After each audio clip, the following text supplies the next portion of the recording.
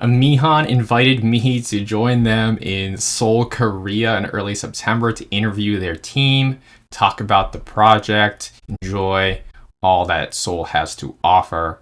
So I have a quick montage video of our exploration of Seoul, trying out the dining and the stores and the historical sites, and then we'll head into the interview. So I hope you enjoy it. Thanks.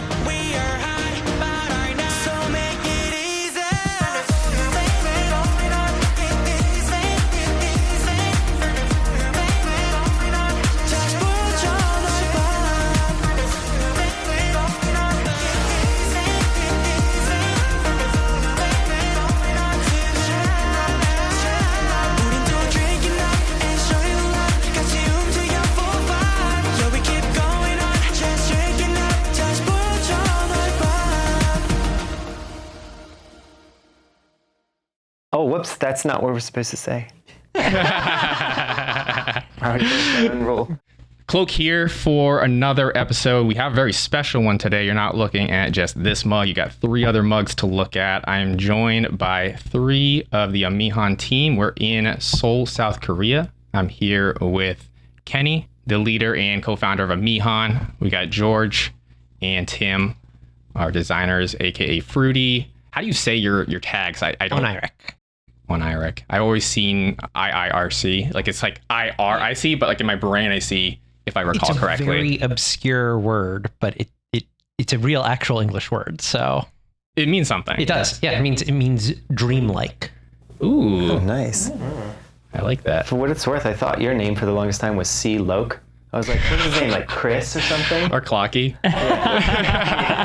It's like old. So it's first initial, last name. I mean, that's kind of me. I want to do that. Yeah, I'll go with that. I like it. So I imagine there's a lot of people here that are watching and are very familiar with Amihan and Everseed. But Ken, if you don't mind just giving a rundown of why you started Amihan and what your team's building. Yeah, sure. It's great to be here in Seoul, Korea with you. First time meeting, so yes. It's awesome.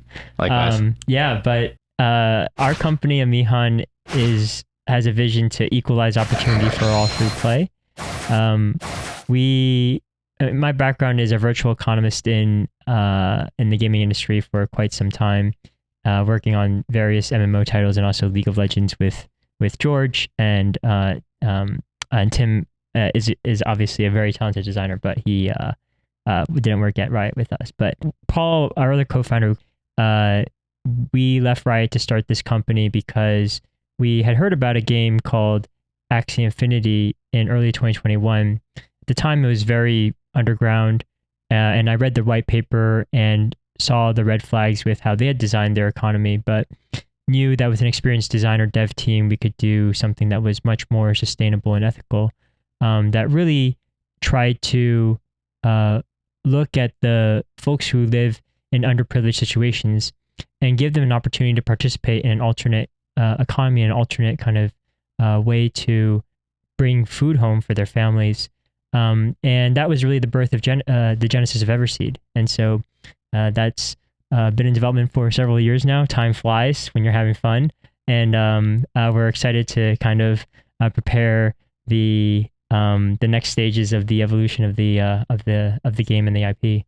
Yeah, and you mentioned it's been a few years, so tell me a bit about the very beginning of starting Amihan. I imagine it's just a team of one person, just you, and then how did you start to build the team and find the talent and the right? I guess because you mentioned before that team is so critical to Amihan, and so tell me a bit more about that. Yeah, so even before we raised our first round of venture financing, it just kind of started as a pet project by myself and hiring a bunch of contractors while moonlighting on the side for a tech startup.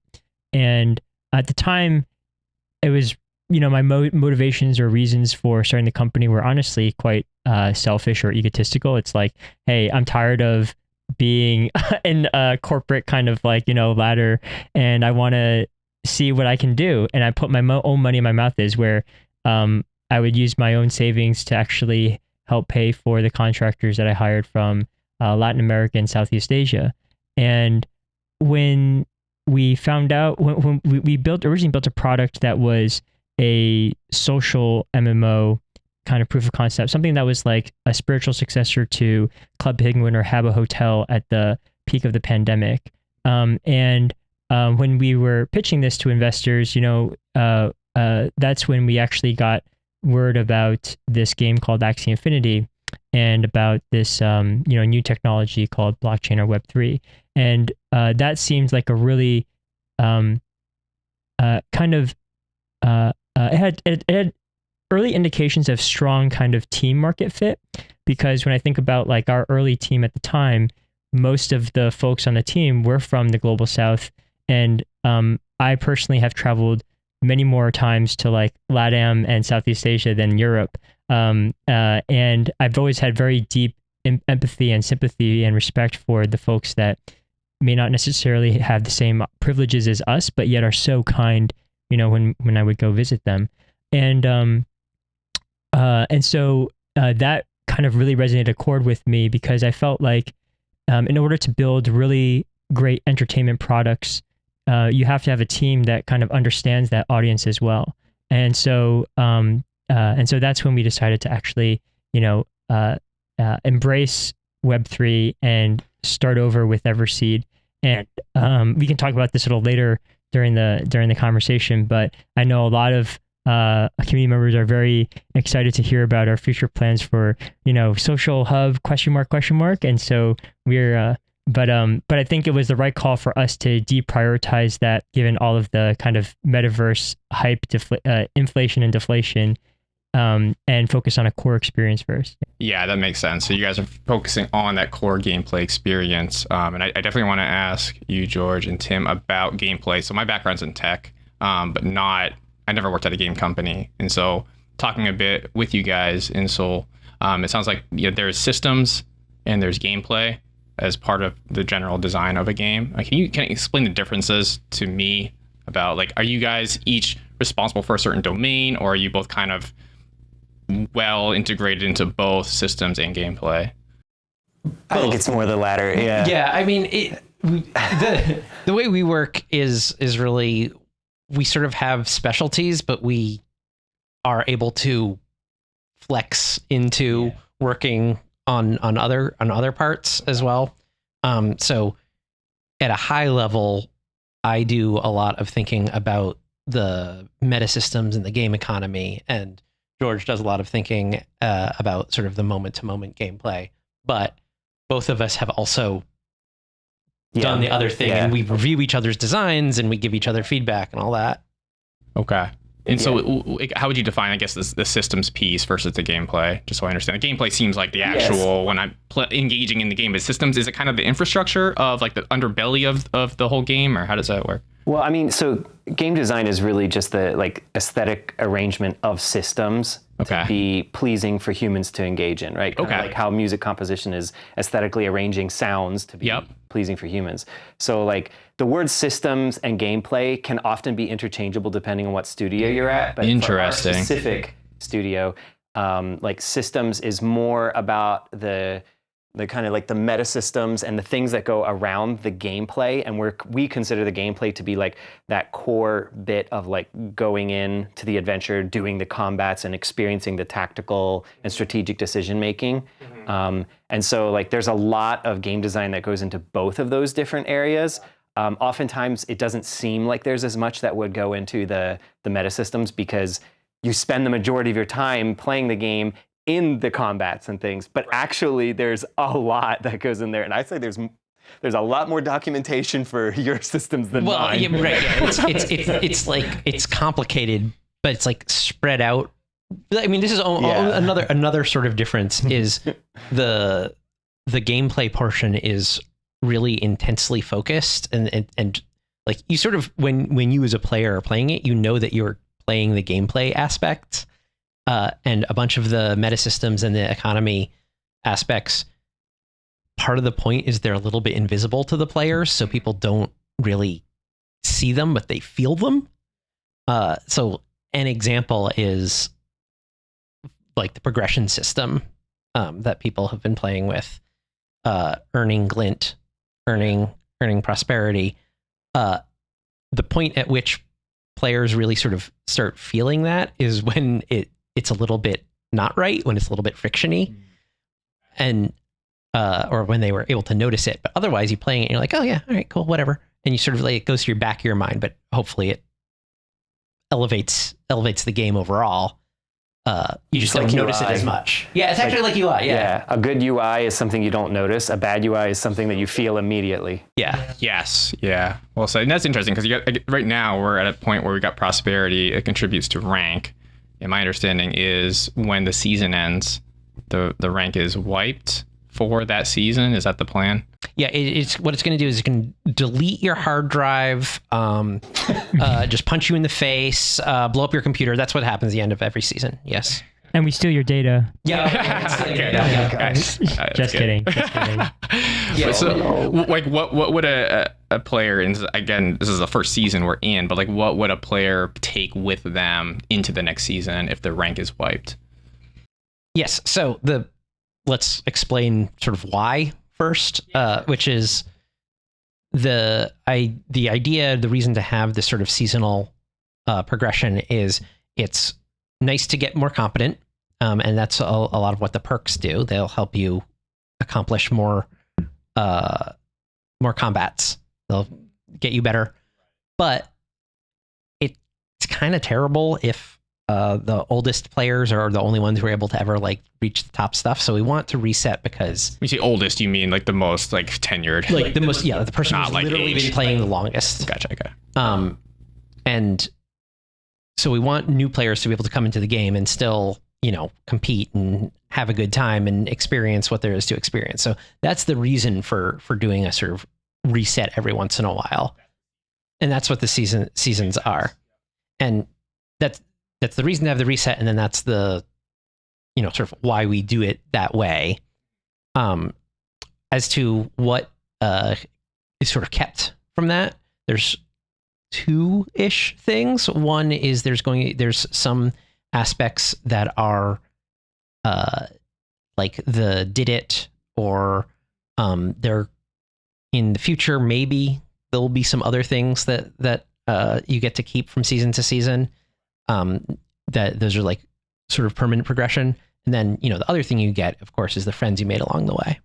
But what is, for you, George, like what's one of your favorite aspects of gameplay design? Oh, that whole process. Gosh. Like, why do you do it? I mean, games are my life. Like, realistically, if I was not being paid for it, I would be making games in my spare time. I do still make games in my spare time, even though I'm being paid for it. It's just, there's something about, so like, I consider myself to be like an entertainer. I just want to do whatever it takes to make people enjoy life. And games are like my favorite form of entertainment personally. So game design is the way to create games that other people can enjoy, and that feels really awesome. I'd say my favorite kind of game design is things that are more like board games, because board games have very discrete pieces and discrete amounts of pieces, and you don't have a computer doing all these calculations in the background. So you have to do a really elegant design to make it so that people can do it, but it's still rich enough in the decision space that it makes an interesting experience. It's a really good point, because the board game, you have to, because I played some of those board games and like really intense rule sets, but they're also simple games. So I guess it's kind of a gambit. And I think, for my understanding of what Everseed's hoping to accomplish, is you want to onboard like billions. So how do you design a game that is approachable to all sorts of people, and including hardcore gamers? Like, we have some people that are in the community that are really like myself, that are just playing a lot and grinding to get didits, or try out weird combinations of plans. Like, how do you make a game that is appealing to all? Sure. So there's two things that I like to do. The first is I always try and consider the newest player ever and the oldest player ever. I don't mean age-wise, I mean, how much they've been playing. The most experienced player, the best player in the game, and the newest, freshest player in the game. Because those are the two, I think those two things are like the hardest parts to design for. You have to design for somebody to get into the game because you have to capture them instantly, right? Like I've played so many games where I start it and I'm like, this really didn't get me, so I'm not really gonna play it. And I put it away.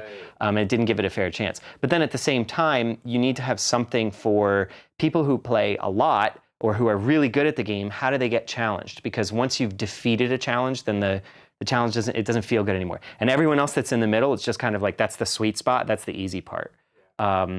So I consider that. And then the other thing that I like to consider is making sure that every piece, so if you think of the game as like having a bunch of pieces that fit together, kind of like a puzzle, right? Every piece is simple to understand, but complex to master, right? So it's kind of like in chess. If you think about chess, every individual piece is really easy to understand. Like a bishop moves diagonal, right? That's pretty easy. And a queen moves in any direction, and a pawn only moves forward. And they have a couple of things, like, I can't remember the name of that move where they go sideways or whatever, but where they transform into any piece they want at the end. So like each of those individual elements, it's like they're all really simple to understand. And then when you put them together, it creates a really rich fabric of like decisions in the gameplay. So like Fireflower is a good example of like, when you put Fireflower down, it's like, okay, I get it. First of all, once you click to put it down, now we have improved UX, and it shows you it can go right on the lava tile, and you're like, oh wait, I couldn't do this with other plants. It goes there, and then it levels itself up from the lava tile, and then when it starts attacking, you're like, oh wow, this thing is attacking really fast, and then you see this ticking number, and it's like, oh, it's burning, and you start to kind of understand how that stuff works. So it has this like purity of concept, like this thing is supposed to do what it does, and that's what it does best. So we just make it do more. You don't pollute it with other things. Like Fireflower doesn't need an attack that does 50 fire damage if it doesn't matter. That's Muscle Branch's purview. That's I think that chess is a super good analogy, because anyone can kind of learn the basic rules, can play it, but to really get good at it, you have to understand how all these layers come together. And when I like the chess analogy, because I think of the different parts, and I think of, okay, well, we have companions and we have different infusions, different blight enemies. And I think with chess, it's interesting because you're literally playing your mirror image. Like they have the same things, but the blight, it's like they have their own enemies that they're bringing to the table. It's asymmetric in our their damage is just like colliding into your Everseed. So I remember I was reading the help text, and I was kind of putting the pieces together. I was like, damage. I was like, I think I should gonna like punch my like infusion on the way by, but then I remember they're just colliding into my Everseed. I want to say that chess has been a big source of inspiration for our game. Not many people know this, but what do you think is the most visited gaming website of the entire world? I mean, with that intro, I'm guessing like some type of chess.com, but that's exactly right. It's interesting. Yeah. And a couple of friends that love it. Yeah. And so it's just, even you have something that doesn't require Twitch-based reactions like an FPS, you just open up the possibility for anyone to really pick up and play and enjoy the game. Right. I think an interesting one, because you guys mentioned the kind of stickiness, and I think one piece of stickiness that I encounter is the free maps right now. And I'm like, okay, well, I get a free map every 22 hours. I'm like, okay, I guess I'll log in. And so I log in and I'll grab my maps. But what kinds of things are you guys thinking about to get the people to stay there once they grab the maps? Because I know I did Duolingo a bit going into the Seoul trip to like just learn some of Hangul, and they're like, don't break your streak. And I'm like, yeah, fine, all right. And I get there, and then I like do a quick thing, and they're like, hey, you just got a chest and you get double points for the next 15 minutes. I'm like, all right, I guess I'll stay a bit. So like, what kinds of things are you guys thinking about to kind of keep people, once they come in, to get the free map, to stay? Oh boy, this is the thing, is there's a whole lot of possibilities. There's like an ocean of possibilities, as you're talking about. And the thing that we need to do is actually narrow that down and figure out what it is. I think that, can I jump in? Yeah. So I think that we have been working on this game for quite some time now. And we have, the kind of analogy I like to describe is, we have created a Rubik's Cube.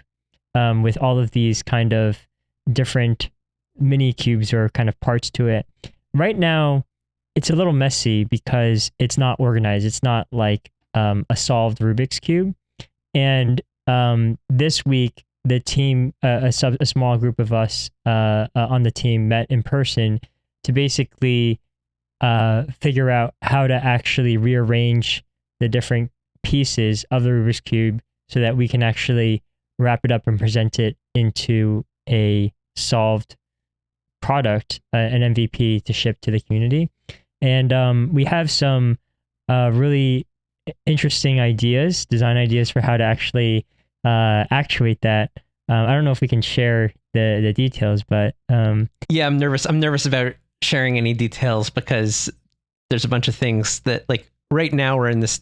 There's a stage of design where the first thing you do is you have a whole bunch of bad ideas, and then you pare them down, and then you turn some of them into good ideas. And right now we've got a whole bunch of bad ideas in addition to some good ideas, but we need to pare them down before we. Yeah, but all I'll say is that there are a lot of things that the Web 2 mobile free to play gaming industry game devs have done to try and use cheap tricks to get their players hooked to come back every day. Like a daily login bonus is a perfect example, right? Or we get a currency.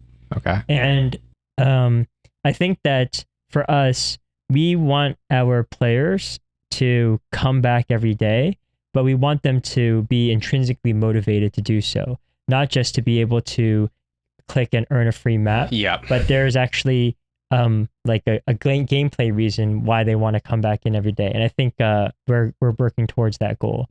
Yeah, that's cool. Fewer cheap tricks, more expensive tricks. Yeah, it's interesting because the map thing for me isn't like, oh man, this is super exciting to do. It's just kind of like, well, I might as well take advantage of it. Right. And that speaks to that.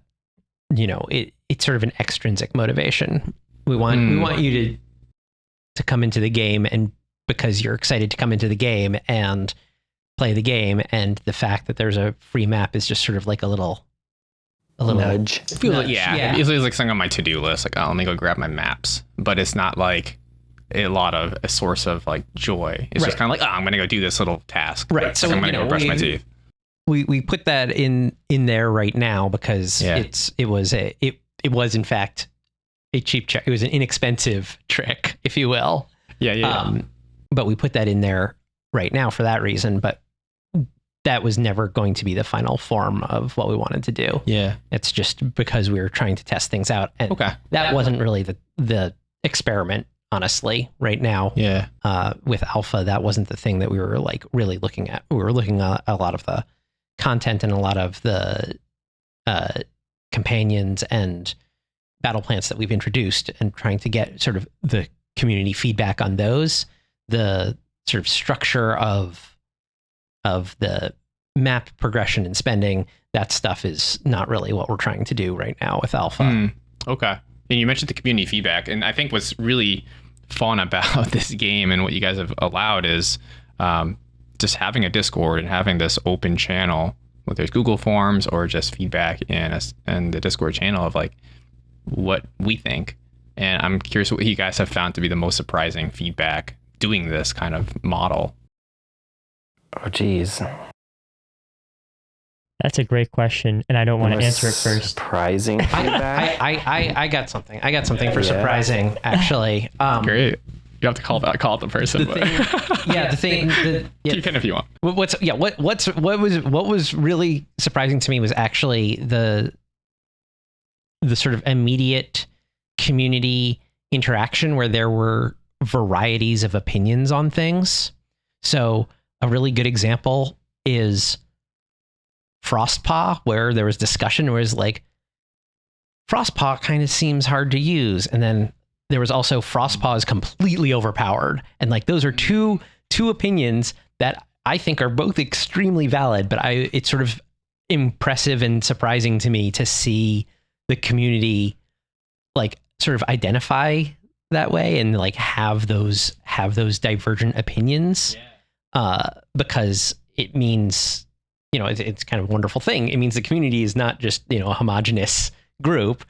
but like having like really different opinions was actually what was surprising, because you don't end up with that in every community. Yeah, and I think it touches on people's play styles. Like it is funny to see feedback. I mean, Madam comes to mind. She's just like, I just kind of put things down. For me, I like overanalyze everything. So I think it's this whole gamut of people that have different styles. So I can see potentially where someone is playing Frostpaw a certain way, and it really jibes with their play style, and so it kind of strengthens their strategy. And they say, yeah, this guy's overpowered, but someone else is maybe not using Frostpaw in a certain way. Yep. And they find it not strong enough.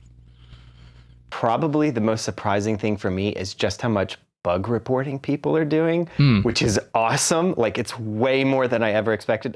When we put in the feature, I was like, we might get like a couple of really good bugs from this, so like it's totally worth it for the dev time. And it's like, there's dozens and sometimes hundreds of reports coming in. It's like, wow, this is awesome. I mean, there's a lot of duplicates, obviously, because people are playing our game. It's also humbling. It's so awesome. Do you guys get more feedback just from a technical? Do you guys get more information when it's through the game? You hit B, like, do you get more of like the log files and stuff? Yeah, we get extra information from that. So it is actually better to report it via that method. Little plug, better to report with B in game than it is to report on Discord, but we appreciate both. Cool. Kenny, how about you? Anything that's like really surprised you about what the community has said? Honestly, I am, it's both surprising and humbling to see how much some people really love our game. And I'm like speaking to someone who definitely falls into that category, where it's like, I remember watching like one of the first videos you ever published, and then you were like talking through your playthrough, and you were like going through the math of like counting, like, you know, how many tiles like of coverage, like each, like, or like, you know, you were like theory crafting the crap out of it, and I was like, oh my god, this guy really cares about winning. Like, it's like you reminded me of like George. You're You know? I immediately was like found someone on the same wavelength just through our Discord. I was like, I like this guy. He's very like nuanced. You perceive the tiniest things that I don't notice. Oh, you know? funny. So, and to be clear, I appreciate that, because those things are in there for people like you. Yeah, good. Yeah, you know? I like it because it is very mathematical to me, and that is my analytical brain. Is like there can be sometimes probably very often a better decision. Like, do I upgrade Radiance on Thorny for 1 DPS, 1 damage, or 1 extra attack? And like, yeah, mathematically, it would probably work out based on who's coming out. But I think there's a degree of math that I'm willing to do, but like counting tiles. And I snuck in a little play test today with the new guy. And I was counting the tiles. I'm like, okay, if I water this one, it's going to get more range. So I think that's a really fun dynamic, is that what I think is really cool is at some point your team made a pretty strong pivot to change how the watering affects each plant. I think early game it was a lot of just damage buffs, it was all damage. Now it's like almost. I mean, is there any plants? I guess Blastwort does more damage, right? And Thorny, but like almost everyone's a little different. Thorny does not do more damage. Attack? Thorny is attack speed. Yeah. Oh, get out of here. I think every single plant in the game is unique water-wise. Oh wait, no. Night Lily? No. Aquifer. Yeah. I forgot. Aquifer. Aquifer does damage, right? Yeah. Night Lily is the damage over time. Aquifer is definitely damage. I forgot. Oh, it gets more ticks per second for Night Lily? Yeah, no. It's the tick gets bigger. Nerds. Freaking nerds. Whatever. Can we just do the interview without? Kick him out.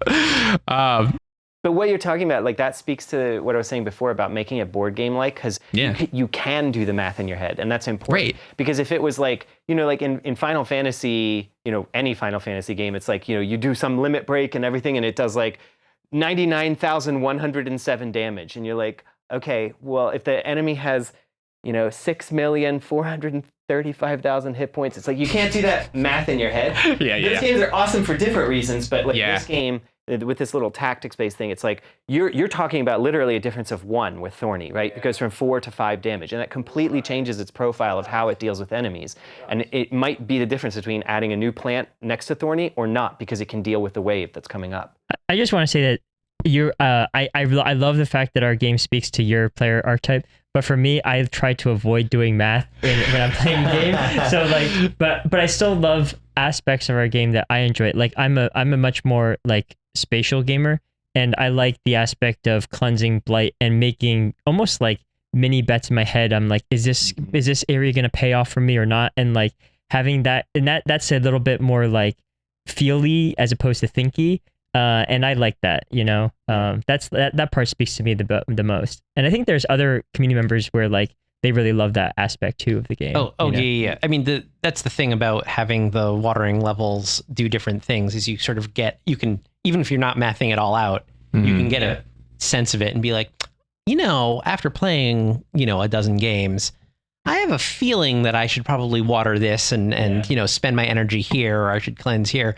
And it's right because you've learned it from the game. Yeah. And you don't have to do like the individual math in order to get like directionally correct. Yeah. And sort of get a sense of what is good to place and get a sense of the strategies, even if it's not something that you could like put in a spreadsheet.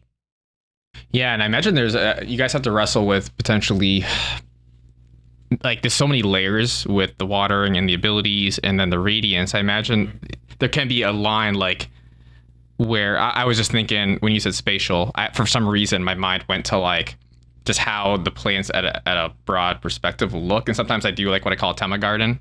I'll like put a bunch of temas near the water or near an aquifer and just like, oh, it's my tema garden. I'm like thinking, okay, well, there are instances where the infusion or the companion has some effect locally, so like a Rugi or Tema with companionship. And I imagine it could add more complexity, but has your team ever thought about like, oh, okay, there's like a bunch of Temas next to each other and there's like a link of 3 or 4 of them, therefore it does something to the game? Yes, that kind of stuff requires extra UX. I would venture to say that I actually think a Rugi is probably our strongest companion, I think. I'm not 100% sure, but it sure feels that way. Interesting. The problem with a Rugi is that it has a lot of opportunities to have improved UX. So most of our players don't even know that it boosts the damage of adjacent plants. Okay. And so like what they see is the slow and the fact that it attacks from a range of 2, but they don't see the damage boost. So like the things that you're talking about, I always want to consider the UX of it, because figuring out how to explain to players without explaining to players what something does is a really, really difficult thing to do in games, but it pays off a ton. I want to do one explanatory comma. UX is user experience. It's a game design term here. That's the interaction of the player with the game systems and the sort of feedback of the game systems to the player. And to go back to the other point of like how you said you just want to like do the spatial stuff and hedging bets and all. There's players who just want to, like you said, put down plants and just see what happens. And I think that's awesome. So we're talking a lot right now about your kind of playing style, which is like the most experienced players. But there's also the players who just want to enjoy the experience. That's why Blight Level 1 exists, right? Like we want players to have a good time. Yeah. And as an example, like for Blight Level 1, the razor by which I think about Blight Level 1 is if I can beat the adventure without using my companion and without watering and without transplanting and just putting plants down, and I don't win with 100, but if I just like can win, then that's like my rough razor of like that feels about right for a new player, because new players have such a mindset of like they have to think about one thing at a time, which is the way we all do things when we're learning stuff. You can't just play the piano from the get-go. You have to think about, okay, how do I learn how to do this with one thing? And that's all you can think about. So it's really, well, anyway, I'm babbling, sorry. No, not at all. Don't worry about it. And part of the enjoyment that I find from other games I played, and they're like little quirky things. Like in your game, the one that stuck out to me most was the Crud boss from an early test, and he just grabbed my Arugi, and his little cute head was sticking out, and it was like so funny. And other examples from other games that just kind of like there's like little, like there was a design decision at some point. It's so funny and innocuous, but like, and I play a Zelda game, or my niece is playing, and like Zelda's, and she'll kind of like just role play, and she won't leave the first town, and Link will sometimes used to be sitting there, and then he's like doing some random animation because he's standing there, he's like yawning or stretching. Another one was like Baldur's Gate. There would be like some peasants in town, and you can see them like scratching their butt. And it's just kind of these funny things that are memorable. Look, Clarks, I don't know if you guys, I imagine it's down the road because it's not like essential core gameplay loop, but like, are you guys looking at having little events? Like, because obviously there's a lot of moments of inactivity. So maybe I'm doing my plant design. My companion's just sitting there. Like, are there going to be animations where like, like shadowings are scratching? Or even more gameplay impacted ones where Shadowlinks like cannot go into the water because it's a cat and they usually hate water. Yeah, so this is actually like one of the hard things about game design or just making games in general, is you want to put in as many of those things as possible, but also that takes time and takes effort, and you need to make sure that the, like, as you said, the core gameplay is really solid. So those sorts of things, I think, are really important for making the game feel extra special, extra, being a thing where people want to spend time in the game and they can just love it for the world.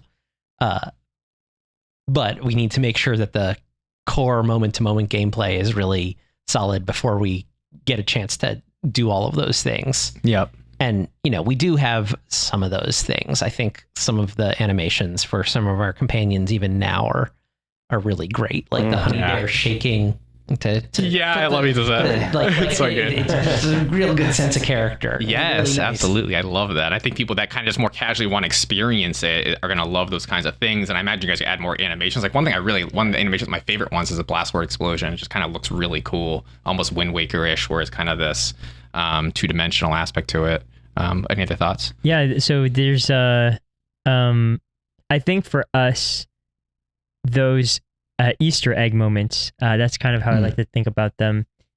We wanted to prioritize these Easter egg moments to really have some impact on the gameplay.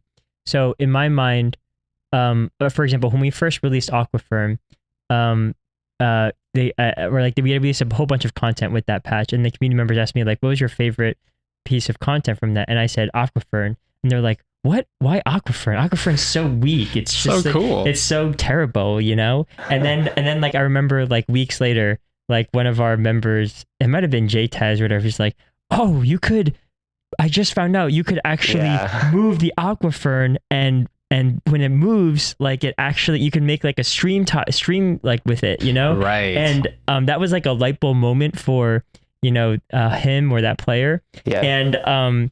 And I think that I smiled when I saw that, because I didn't want to spoil it, why I liked that plant for him. But I think that when people find these opportunities, they're like, oh, like I could do this combo with like shock stock and like all these other like watering and like and then form this like lightning trail. Like that's sick. These are these like moments that like really light your face up, and you're like, whoa, this game is deep. Right. And the thing is that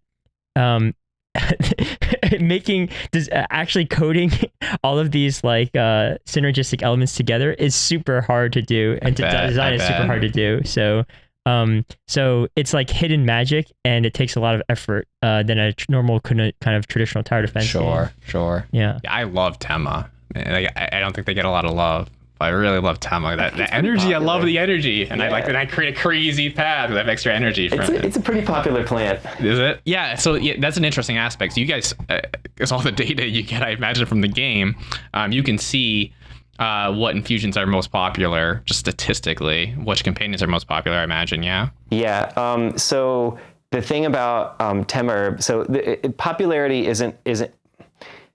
There's like a spectrum of popularity, and it depends on how far along the game you are. So when I said Tema herb is pretty popular, I'm talking about amongst the cohort of players that is of like your experience level, right? Where Tema herb is not really used that much by newer players, and it doesn't really have as much benefit for them either.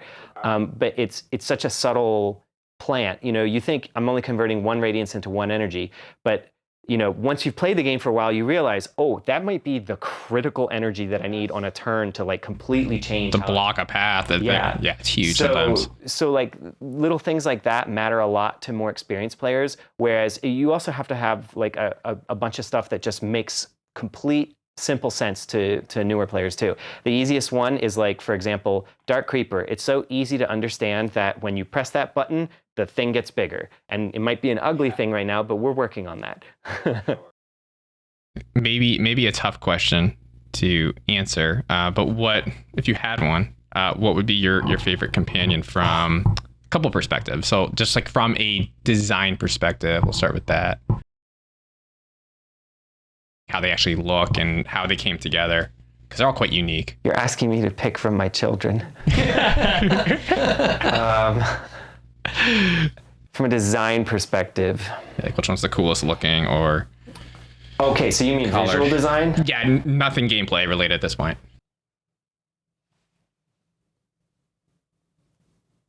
My favorite is Gerberoo, because I really like rodents. I think rodents are adorable in real life. And Gerberoo is this like popcorn rodent, and he just looks so cute, or they looks cute. It's not necessarily male, but it's so adorable to me. I want a Gerberoo sitting on my shoulder. And actually, so something that you may not know, or other players may not know, is that we have actual like full descriptions, like personalities, descriptions, that kind of stuff of everything internally, so that we can maintain consistency whenever we do anything with, a companion or a battle plant, like whether it's an emoji in Discord or like, anything, talking about it, like the battle plant that just released, it was written in a very specific way to express that personality.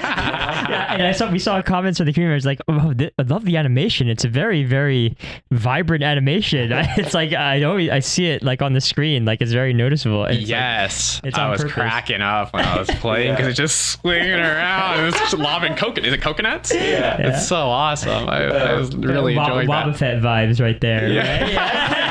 Exactly. I was loving it. Yeah, and I was trying to see if it was like speeding up, but the animation is really good, because I was like trying to see, like, it seems that it kind of rhythmically launches like at the right moment of the swing. It wasn't just like a jagged all of a sudden attack animation. I was like, that is good. And I was seeing four of them just going. It's so good. A spring fruit garden. Yes. They're just all dancing there. It's like Panic at the Disco, baby.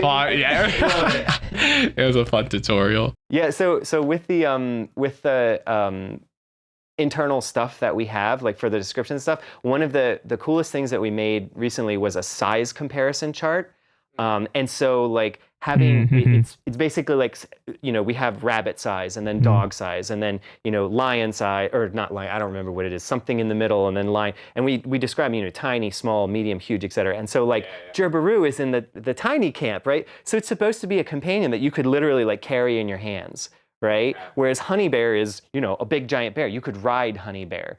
In the game, we have to abstract it because every companion has to fit on a tile and be readable from a distance. So like, Gerberoo is made much bigger than it actually is. Honey Bear is shrunk down. And so they're roughly the same size in the game.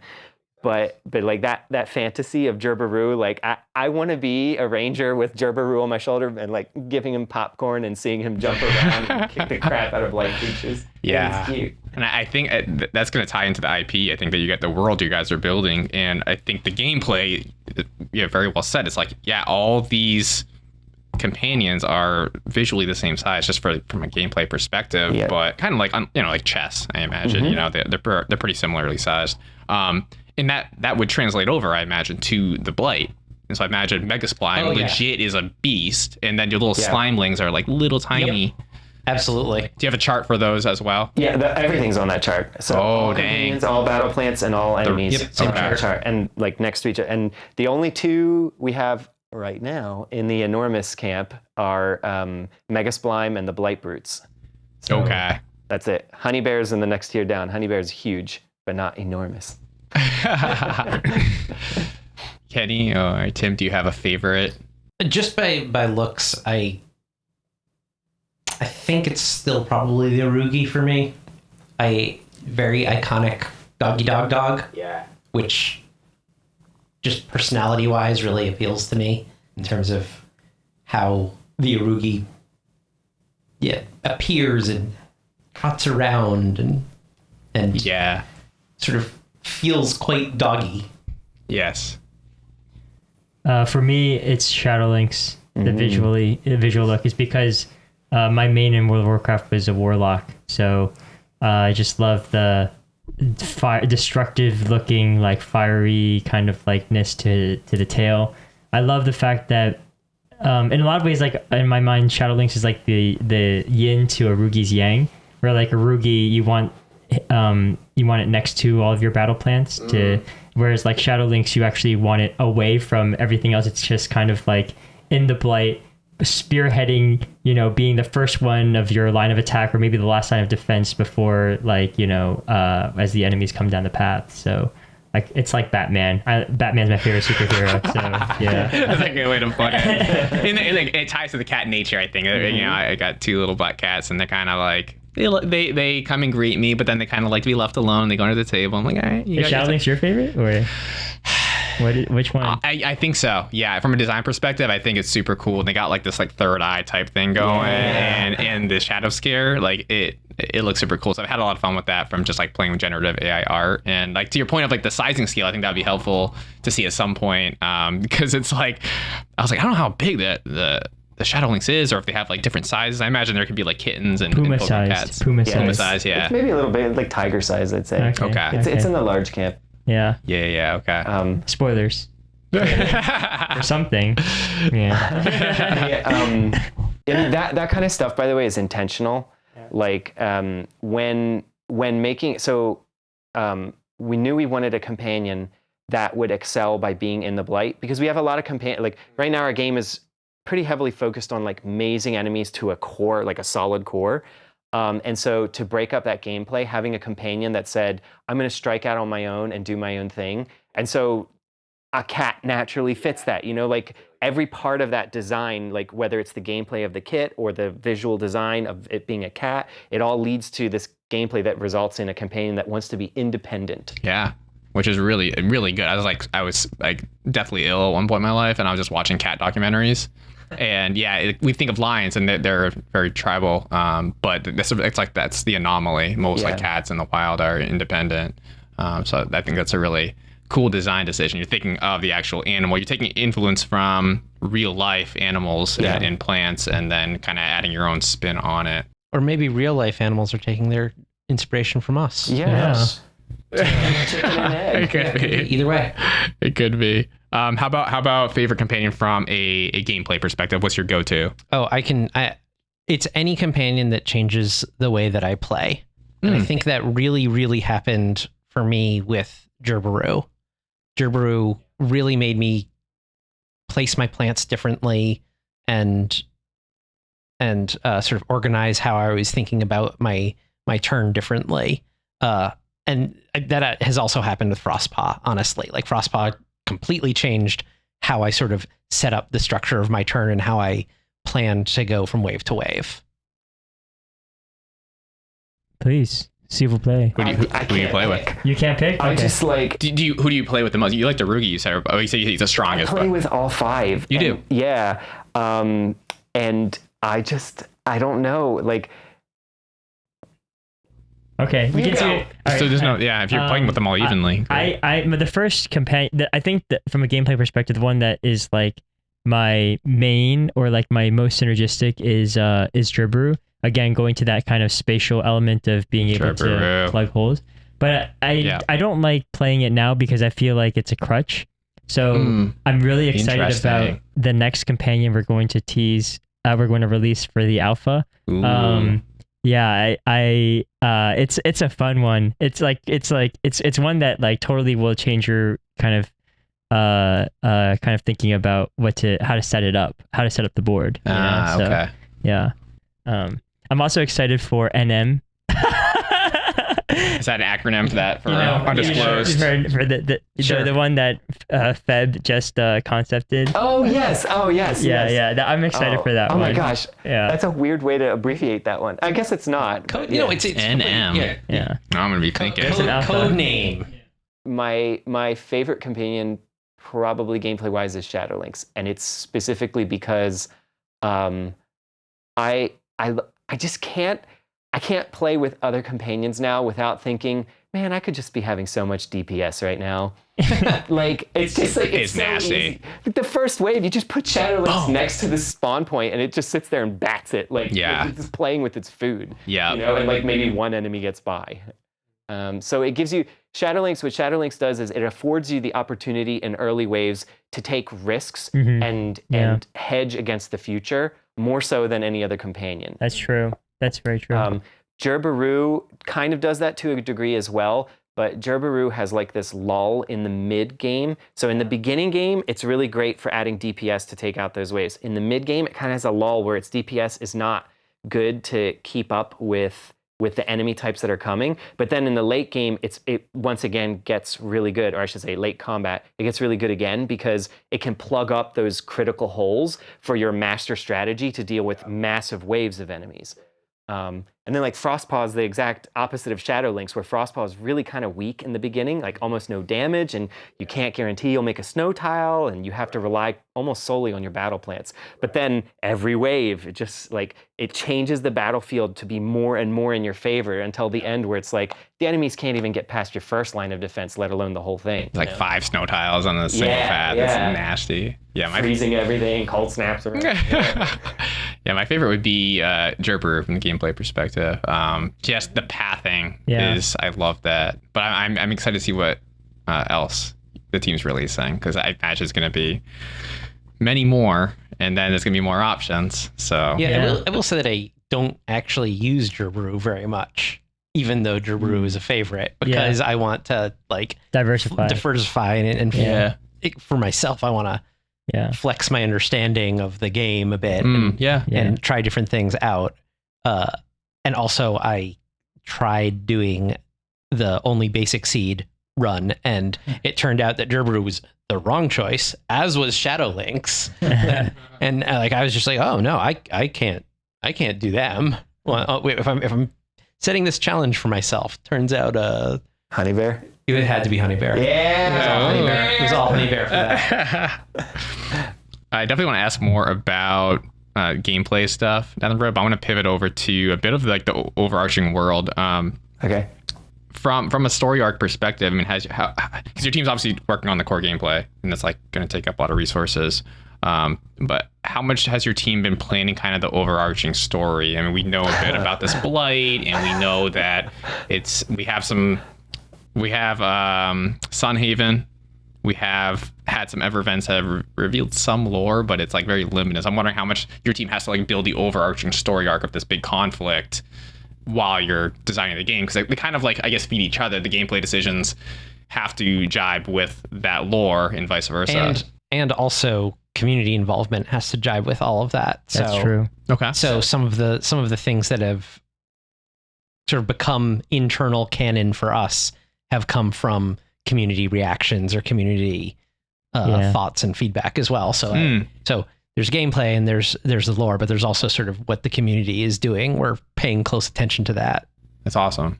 Yeah, I'll say that we have been doing a lot of work behind the scenes. We probably have like, I don't know, like a whole folder of like, actually, I know we do. We have a whole folder of world building documentation that we've accumulated over the past months, even year, and it's very exciting, but at the same time, we don't want to shoot ourselves in the foot with sharing too much when there's so much potential kind of possibility for the game to the gameplay to be iterated upon and to evolve. And so one of the things that's unique about a story versus a game is that a story is generally not very like repeatable in terms of like hearing it multiple times. And so we want to be able to tell this in a way that will have maximum impact. And so you can imagine, what does that mean, right? Like a story being presented to you as a script, a piece of paper is, arguably less like immersive or impactful than, for example, a comic, right? Or something that's animated. Yes. So we have some very exciting plans for actually how to reveal the universe of Everseed and the kind of lore and world around it, and we're just being thoughtful around making sure that our community gets that kind of excitement for the first time they hear the first couple stories. So, cool. Yeah, that makes sense. You want to package it well. Yeah, exactly. That makes sense. And one piece of the lore, I guess, that has come out from announcements is the GAEA. Mm-hmm. And there were some, I think, questions people had around so we used to stake mm-hmm. in some loose form, which is having these outposts with rangers, and they were earning favor. And then we saw an announcement where the favor effectively seemed to translate into GAEA roles. And it seems like there's like 4 roles: dean, graduate, student people, if I recall correctly. And I think there's even sub tiers within each. So is there any more insight at this point that you guys have in terms of like what that's all about? Yes. Period. Next question. All right. So I guess that means no then. No. Well, we have the insight. We have the insight. Okay, so I think that we are definitely thinking about what type of perks or benefits these different titles within GAEA, within the Academy grant. And one of the real things that we wanted to do was, obviously acknowledge our OG holder base and thank them for sticking through with us during what was a very tumultuous time, from our mint through Terra Luna, FTX, and up to today, right? But at the same time, kind of look forward and think about how we're actually going to evolve our community and grow our community with bringing in new members and making them feel like they actually have a fair shot to be able to be on the same playing field as the OG members. So going forward, we're looking, I think Didits was really the earliest steps for us to take towards like rewarding active community participation as opposed to passive. And that's kind of our vision for the future. But, I think that we gave those titles, those roles on purpose to our holders from the Outposts in the previous thing. And we haven't forgotten about them, but we're just waiting for the right moment to actually tease out what actually that unlocks. Okay. It's just safe to say that the Outposts are like, that was kind of the transition. The Outposts are kind of kaput at this point. I think that's a fair assumption to make at this point. Yeah. The Blight got the Outposts, but thankfully people have regrouped in Sunhaven. Yeah. Yeah. Hey, it's good there. This is a cool topic, at least I think so.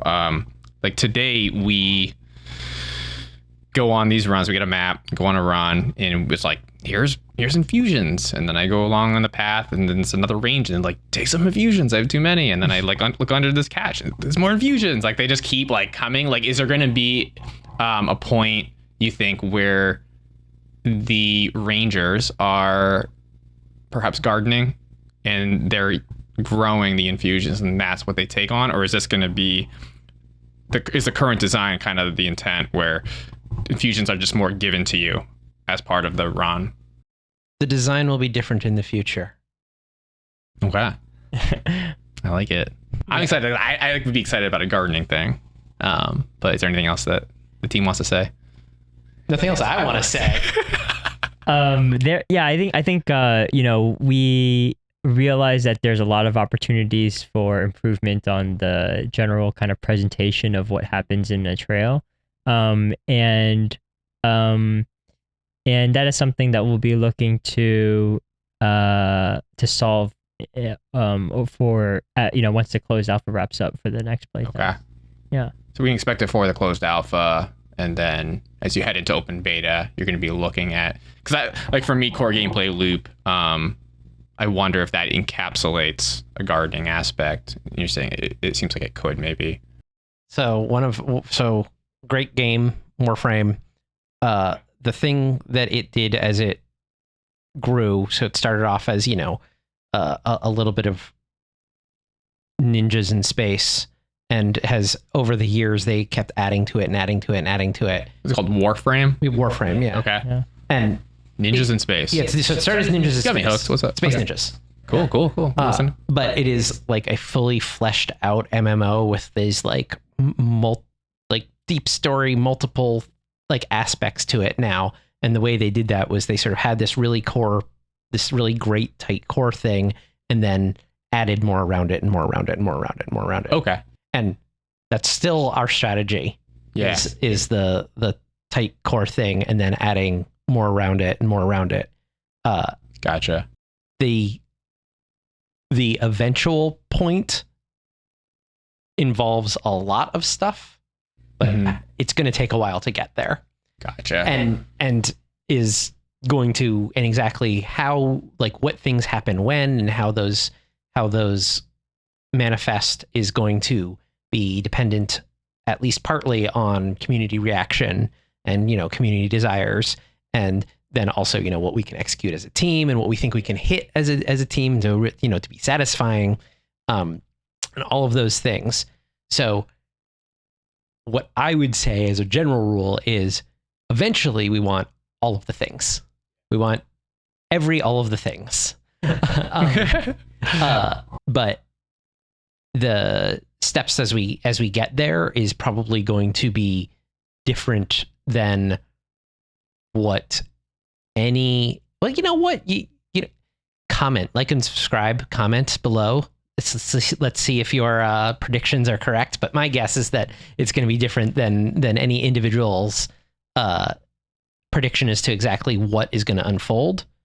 But we have ideas, and of course are developing and adapting those in response to what we think is good, but also what we think the community is expressing, what the community is saying. So, like, if I may kind of expand on that point. So, please. I think it's really important in game design or game development to kind of get to the root of what the player is wanting or needing or asking for in their feedback.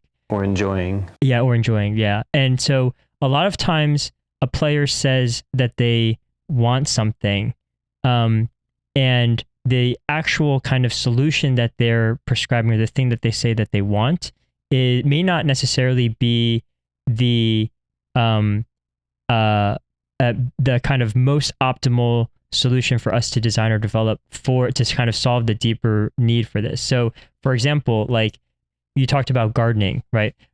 In my mind, I think that what I'm reading in between the lines is like this aspect of nurturing, or kind of like growing something, having some type of progression in the metagame that's important, having some type of like metagame economic tie-in with the run is that's more kind of that makes it more meaningful, as opposed to just like random rangers giving you infusion, is more important. Like, these are the kind of needs that that when you say this, I'm like putting this through my filter of like, okay, so Cloke is actually telling me that he wants these things, and then we can take these things and I can talk to George and Tim and be like, what is the best way that we can actually help foster some of these player needs in a way that might be even more delightful than Cloke even could imagine. So like you talked about story, right? Well, yep. We could definitely present you a script, or we could just wow you with something that's animated, right? And so, you know, I think that like people want story, but that's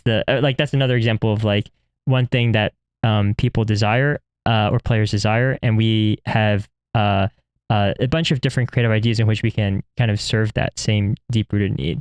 Yeah, that's really cool. I can see how I say gardening, and you can start to unpack like, why would I care for that? And I think part of it is the kind of personalization. You know, I think a simple example, not simple, but just an immediate example that comes to mind is Animal Crossing. Like, you kind of have a homestead, and you have like you can like move your furniture around. It's like, okay, it's my little home, my little virtual home. And I think that the Everseed universe would be really compatible with that kind of thing, where you do have a little home base, because naturally, if you have a garden, it would kind of imply that you have property. You're not planting it randomly in the woods. Like, oh, here's my little garden. And you kind of check on it, and they can tie into that daily check-in. Yeah. Like, because plants do need to be watered, on a regular basis. Yes. We want that too. And that was something that we talked a lot about. So this is a little bit of alpha, so I'm okay to drop this. But like, I think a common piece of feedback that we've heard repeatedly from our community is like, I was like, social hub win, or like, that kind of like farming win. Yeah. And we've kind of played a little bit of blocking and tackling, but I think that we feel it a little bit too internally in terms of like, hey, we want this. So we're thinking about creative ways to execute upon that. So awesome. Yeah, because right now it would be the Discord. Like, if you want to socialize, like never events are there, or the announcements are there, but it's like, and obviously you guys want to do it carefully and correctly as possible. But yeah, that would be cool to actually have ever events or events generally, or announcements heard like in some type of Animal Crossing-esque town center, One thing to answer slightly directly regarding infusions, I think it's unlikely that infusions will be ever something that you necessarily garden from the perspective of the way that our game is structured. You need to have some kind of inventory that is a permanent type inventory, an inventory that is a transient inventory. Because using those two things, the combination of those two things makes the most interesting matrix for tackling gameplay problems. So like when I choose Honey Bear, that's different than being assigned 4 Tema herbs and a Night Lily, right? Oh, okay. I can see maybe where it's going. So that transient inventory piece, if we turn it into something like specifically what you were talking about with gardening, that the aspect of gardening in games that is important is that you nurture this thing so that you can use it later. And so that's why specifically with infusions, I don't see that as being the element that we would lean towards, even though they're plants, it's like the irony of the I'm hearing. I think I'm following the line here. But there can be tie-ins and things like there could be things that we like. There's ways to do it that make sense that don't break that rule. But like the concept of having infusions as the inventory piece that changes that you have to adapt to is actually a really strong gameplay element. Yes, that would be difficult to replicate if we removed it. That totally makes sense, because I think of, those stinking crawlers, man, those crag crawlers, and it's like, well, crap, if I don't have any elemental plants, I might be in a pinch. I got my little frostpaw, but that ice damage ain't gonna necessarily stop that, right?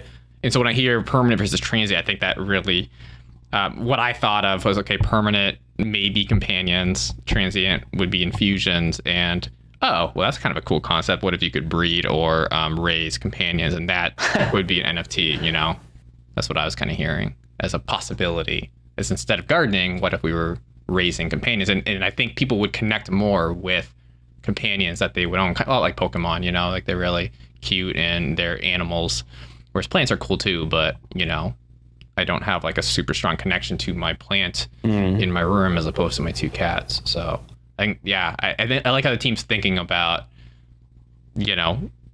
drilling into why is Cloke saying he wants to garden. It's like, well, no, maybe I just want like to raise some cats. Raise some cats. I love it. The thing is, and this is sort of like one of the things that's especially terrifying about game development, is the players are always really good at knowing that they need something or that they want something, but players are not necessarily the best identifying what it is, the thing that will actually satisfy that for for everyone the most, right? Because we can't be building the game just for one person, right? We're building it for many people. Yeah.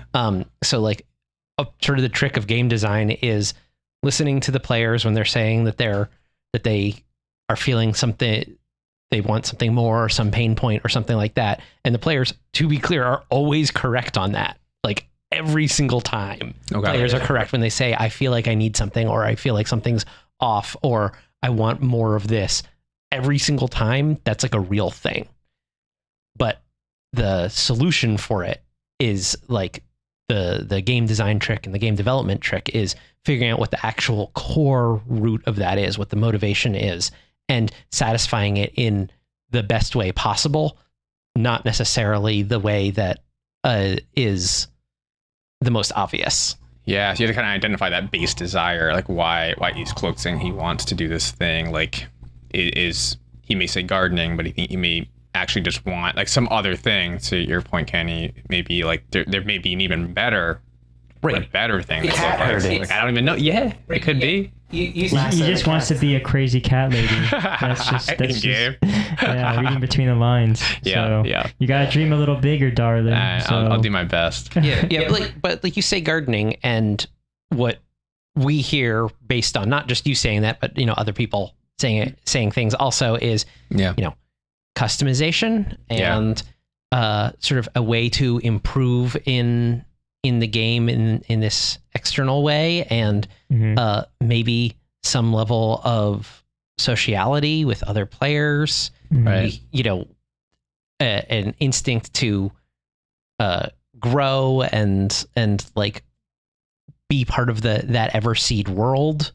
Like all of those are things that like that's sort of how we interpret that, and then we figure out what the best possible solution is, which may or may not be gardening.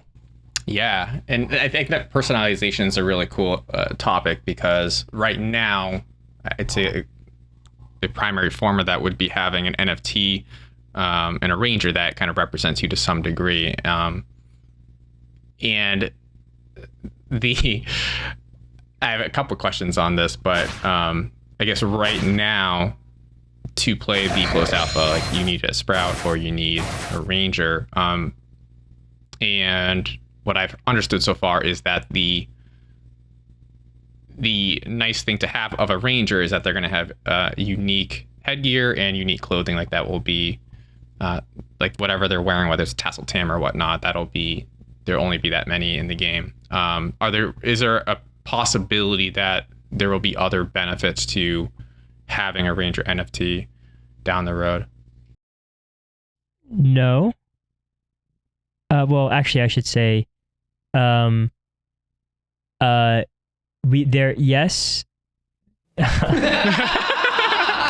Well, here comes the maybe. That really covered the whole range there. The reason why I said no at first is because it won't unlock any new like in-game utility. And actually, our goal is to have as many of our ranger holders migrate to what will be an upgraded kind of collection. We're not asking for you to pay more money to mint a new collection, but rather like bridge over. So whatever that new collection is, let's just call it like Ranger 2. There will be some additional benefits that are tied to that. At least that's what we're currently thinking about. Okay. As opposed to specifically this Ranger NFT. Oh, okay. That's why you didn't know. Then yes, I got it. Yeah. So I should have been more specific. I was asking broadly, because that's probably not fair to people who haven't like seen the AMA that I put a video out on in the last one, which was you guys were teasing that these and making quite clear that these Rangers in the current state are going to be moving away from the chibi design, kind of the cutesy proportions, into a whole new design. This kind of Ranger 2, we'll call it. Yeah, I mean, if you don't want to migrate, if you want to keep your original Ranger, that's fine too. It's not. Okay. It's the players. The players or the holders own it, right? We can't do anything about it. But we're trying to create a bunch of hopefully incentives to get people and entice our holders to migrate. Yeah.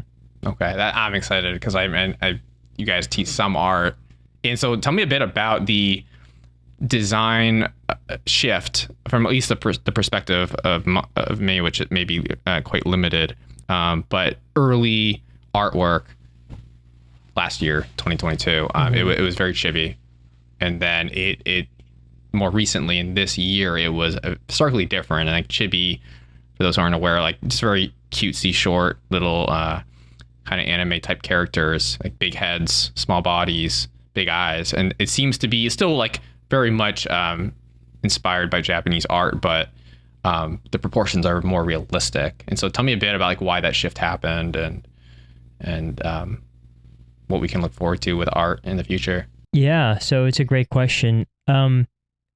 We definitely have learned a lot as a team building in Web3 over the past couple years. And some of our perceptions or thinking behind what would be the right art style for our IP, for our franchise, for Everseed, has definitely changed or evolved too. One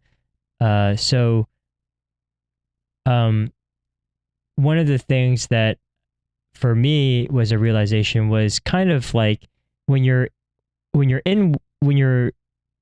actually kind of like take the journey down into Web3, it like does funky things to your psychology where it really just like blends like your perception of what is online or what is offline, or like kind of the touch points with an IP extend to multiple different platforms or applications. Like you could engage with a project not just in the game itself, but also on Twitter, on Discord, and all of these other kind of ecosystems.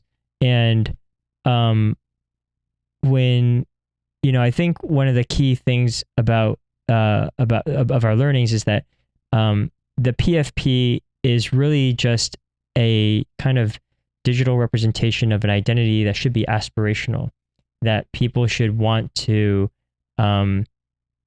kind of represent themselves in the quote unquote metaverse, or like in all these like virtual ecosystems, right? Right. And I think the Chibi design is great for people who love it, but it also it has a polarizing effect where some people might feel like it is too cutesy or too kind of childlike, where it's not as aspirational.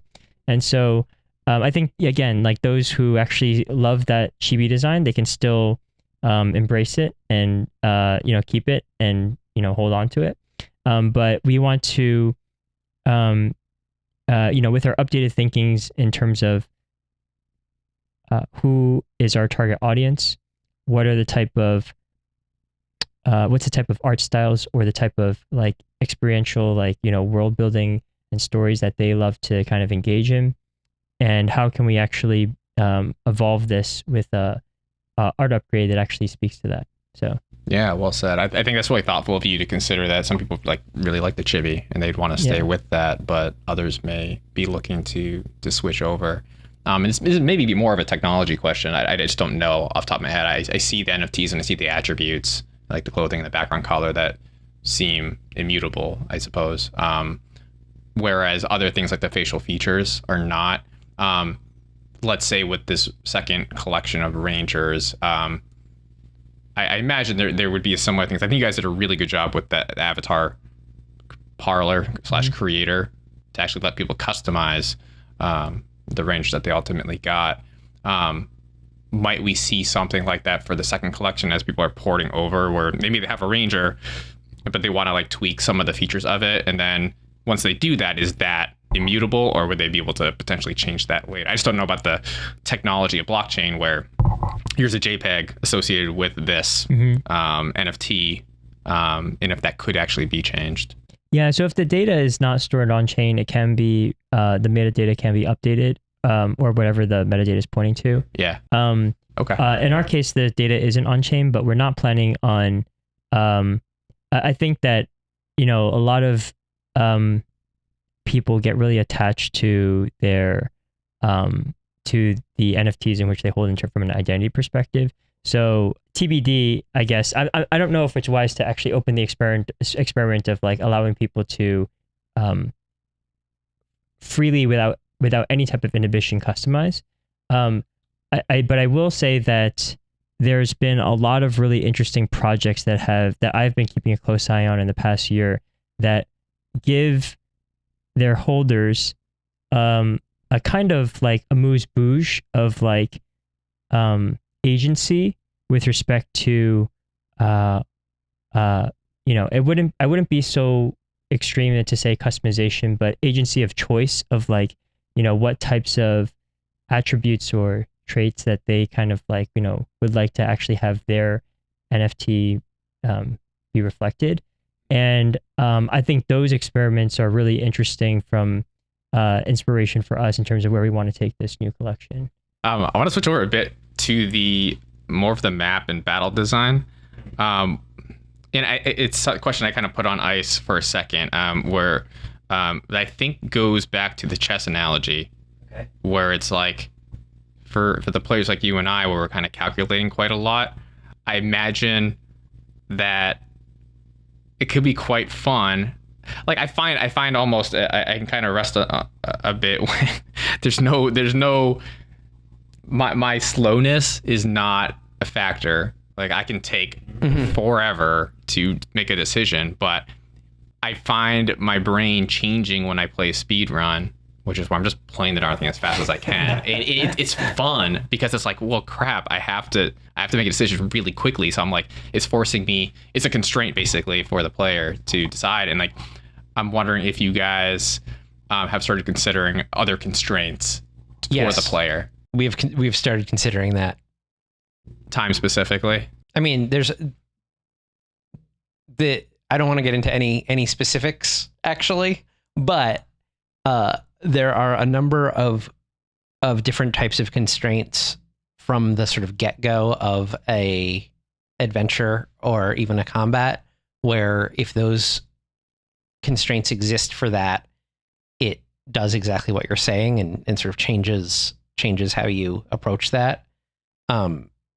We currently kind of have that because what your selection of available battle plants are changes how you play the game, or what companion you've chosen changes how you play the game. But there's more that we can do, and we know that. As with so much, it is a question of, what we're trying to satisfy in our priorities and all that. But we definitely, that's a fertile design space. There's a bunch of things there that can be done that will be honestly just very fun. In terms of other aspects of the battle, I've noticed that the hard limit seems to be 7 waves. Have you thought about more than that? Like, why 7? Yes, actually, that's something we thought about a lot. So 7 hits a couple of sweet spots. We could change it from 7 waves by changing the amount of energy. So right now, when you're gaining 7 energy per turn, having 7 waves creates like a pretty optimal amount of density of things that are on the battlefield and actions that you can take. So those numbers match up really well right now, and I don't think those numbers want to change, but you could say, like, why not 10 waves with 5 energy? Yeah. Right? Like, there's an example that could exist as well, right? Okay. Well, the thing about 7 waves is that, so if you start a plant off early on, then it can get to level 5, and level 5 is the maximum for a plant. Whereas if you started a bit later, then it kind of like can't reach its full potential. Yes. And so there's some interesting decisions that happen when you draw certain plants early versus late. And that won't happen the same way in a 7, or if it was more than 7 waves. Yeah, good point. Consequently, tangentially, I love adverbs. A lot of rhythm. I'll just vocabulate all day. Tangentially, there's some advantages to doing maps that have less than 7 waves, because what happens is certain plants, like each plant has a profile. It has a watering profile and a radiance profile, right? And those things have different power levels depending on what the plant is. So like some plants, it's like they really excel with water, and other ones, it's like if you never water it, it's still useful. Right. Absolutely. So same thing with radiance. It's like some plants, it's like it kind of needs radiance to get it to unlock its full potential, and other ones, it's like, the radiance is a nice boost, but it's not necessary. It already does what it does pretty well. And so by having a mixture of those kinds of things, low wave combats change the profile of what plants are valuable. So we found that generally 7 is like and there's one more thing. Sorry for no, please, I like it. One more thing is that when combats go more than 7 waves, it kind of becomes like a long haul, like a really long haul. We found that the sweet spot is spawning enemies for about like 10-ish seconds, maybe a little more with longer waves. And then that makes the full combat of 7 waves last an amount of time that's reasonable for like a chunk of feeling good. Like you're not burnt out, but you feel really satisfied. That's interesting. Yeah, because I mean, there are some instances where I like building out a crazy path, and there's something satisfying to seeing just a ton of enemies get lit up. And sometimes I'm like, oh, I got a sick path, and I want to see like how much I can handle. But then it's like, the waves are done, and like I want to see like an 8th. Sometimes I want to see like an 8th or 9th wave that is just insane. Yeah. And like my plans, like I've done the best I could every time to just make a really killer path. But then it kind of like I never get to like that climactic point of the battle. It's kind of like, oh, like my setup was way overpowered for what came at me. So this is like one of those things where like I think we were designing with like with cross-platform in mind, web and mobile, and so we're designing also thinking about mobile play patterns.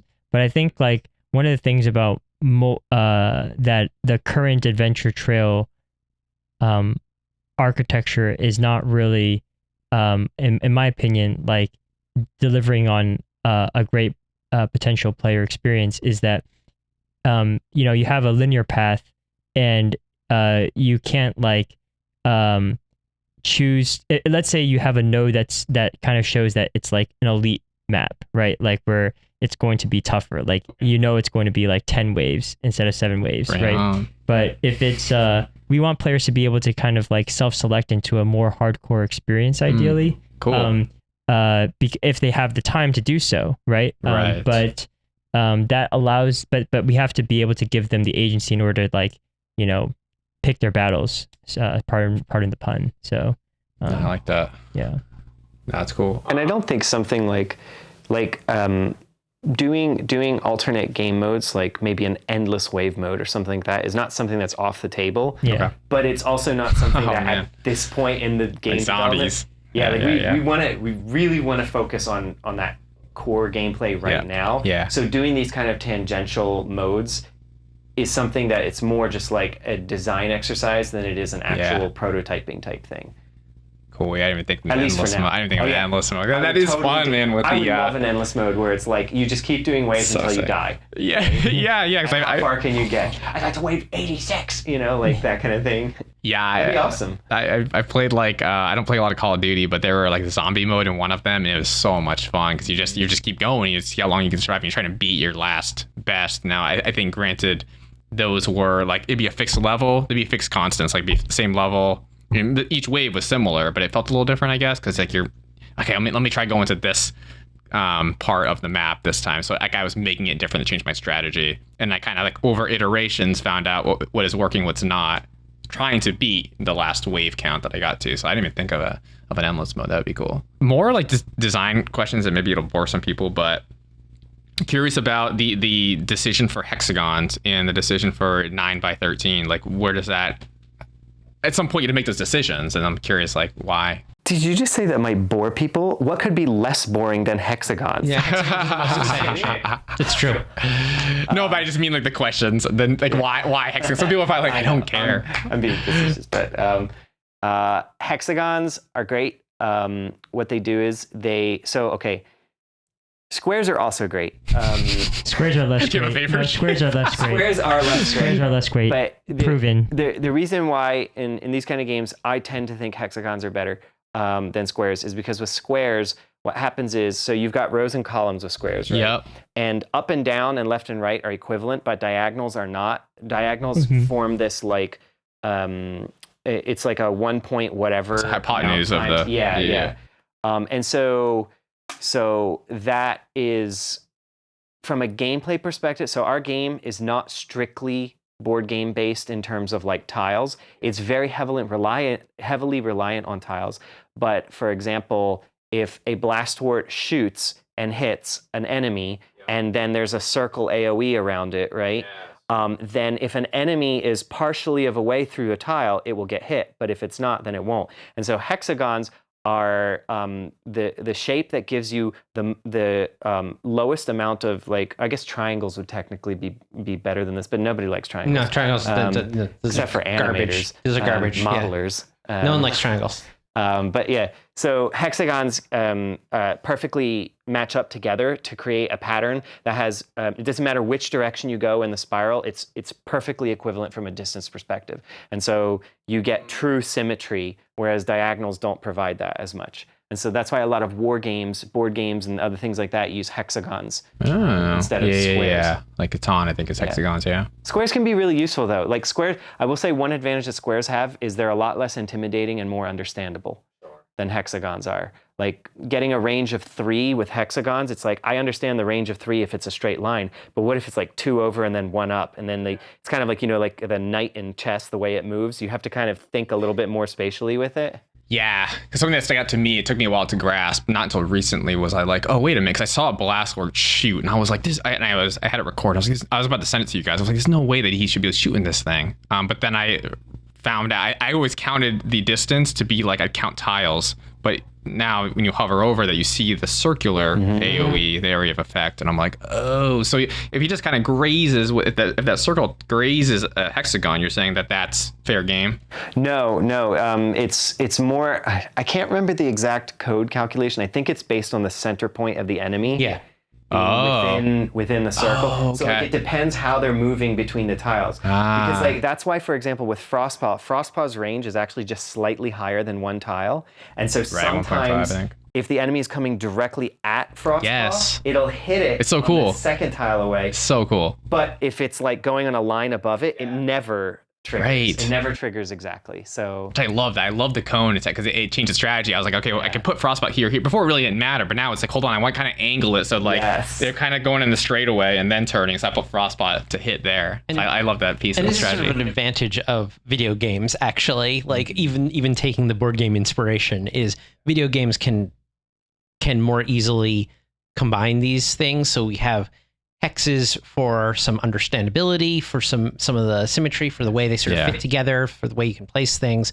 But ranges can be like actual range calculations. So that circle is actual circle as opposed to just having to count hexagons necessarily. And so that would be tedious and impossible in a physical game because you don't want to have both like counting hexagons and also you have to get out your like ruler and then your calculator and then tell that to Warhammer players. Well, okay, so yes, well, but Warhammer only uses the ruler. It doesn't have the hexes. Doesn't have hexes. Doesn't combine them. That's true. Right? You don't want to, but like the video game does the calculation so it can combine those things so you can get some of the best of both. I like that. I like the minutia of that. I can't necessarily. I have to kind of like eyeball to some degree. I mean, that area of effect I can see, but when you say the center point of the enemy, it's the computer's doing that for you. It matters how the enemy moves. Then also, so the fact that Mega Splime is not, it lurches. So like other enemies sort of move smoothly, but Mega Splime has this thing where it sort of moves forward and stops, and then moves forward and stops, and that actually ends up affecting like how it takes damage and how it interacts with things and its cadence at which it interacts with things in a way that is probably actually hard to calculate as a player, but you can feel that it's different and is also something where it adds like almost a little bit of uncertainty for a player, which is kind of neat for some enemies. And the other thing it does is it creates a fabulous bug where when you use Fear on the Mega Splime, it lurches backwards in this goofy lurch animation. Yeah. It's like normally it's like, bleh, but then when it goes backwards, it's like, bleh. It's so funny. I love it. It's a feature. It's not a bug. It's an ascending bug. It's a bug that was so good it became a feature. We'll fix it at some point, but like something like that, I'm not worried about fixing because it's cute and funny. Yeah. Are there other things like that in the game that you kind of just like you were planning to change, but you're like, I kind of like it. Like, have anything like that come up? I guess my favorite bug that we've ever had was the animation bug with Dreadwood, where it would just sit there and it'd be like, scared, exactly. yeah. Like, I'm kill you. Yeah. I see that. I was laughing. I was like, is he stuck or is that like intentional? I was like looking at him. There's something that's similar, not quite the same, but the victory dance of the battle plants after winning that Paysan implemented was like, is this cool? We could just like have the little animations play, and like when you win, just have little animations play, and like what do you think? And we were like, oh my god, yes, like put that in. That's amazing. And you already had the animations, right? They're just kind of repeating it. So it was good use of what you've already built. Exactly. And I think like it was everyone on the team was like, this is so good. I laughed the first time I saw that, and I was like, this is a bug. Wait, no. This is a feature. Yeah, right. Let's keep this. I think probably the most common thing that has changed, or things that we had but changed as a result of that, is when somebody on the team will say something mistakenly and then it becomes canon, and because we love it. Like Honey Bear's name was not Honey Bear originally. It was something like really lame. I can't remember what it was. Like Gertrude? No, it was just like Tabitha. It was like Big Bear or something. It was just like very generic and whatever. And I don't even remember who said it, but someone was like, it uses honey a lot. Oh, it's a little honey bear, and I was like, oh, that's the name. We have to keep that. It's a great like little like nod to Pooh. Like who doesn't love Winnie the Pooh? It's so cute. Yeah, like that happens actually pretty frequently, like with enemy names. With oh my god, with NM. With NM too. Yes, it's still a matter of debate now. Well, anyway, yes. Yeah, it's future content. You tell me a bit about your creative process, because you have some really creative plants, really creative companions, Blight, like all of it. Like, tell me a bit about how your team kind of iterates and riffs off each other. So inspiration comes from just about anything, and the thing that's most important is that you want to fulfill a player fantasy, right? You want to fulfill some fantasy when you're playing the game. And where that comes from, so like in Shadowlynx's case, for example, the fantasy was the gameplay of having a thing out in the Blight. And then the aesthetics evolved from that, right? Mm-hmm. So the aesthetics fit the gameplay.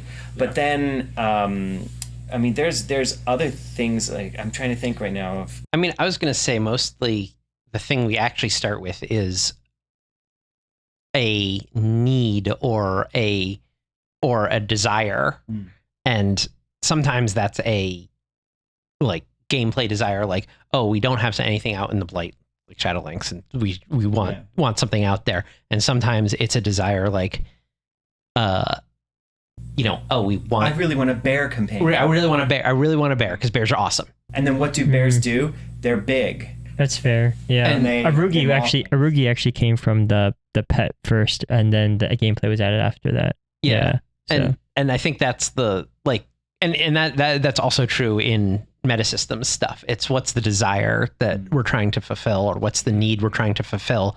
Like it's, players want some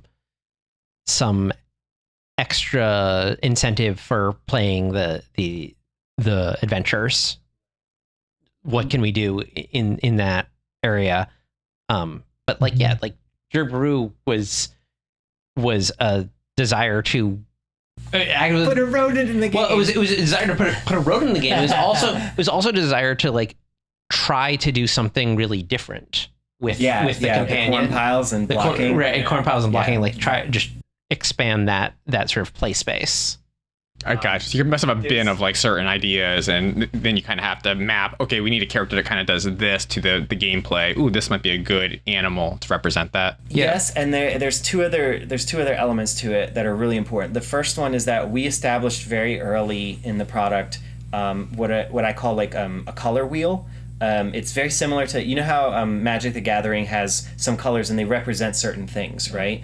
So in our game, we quite literally have colors that are kind of like representing the things about tower defense games that you do. So like the different colors, they represent attacking quickly, attacking with big hits, attacking at range, slowing enemies down so more things can get attacks in, supporting other things to attack.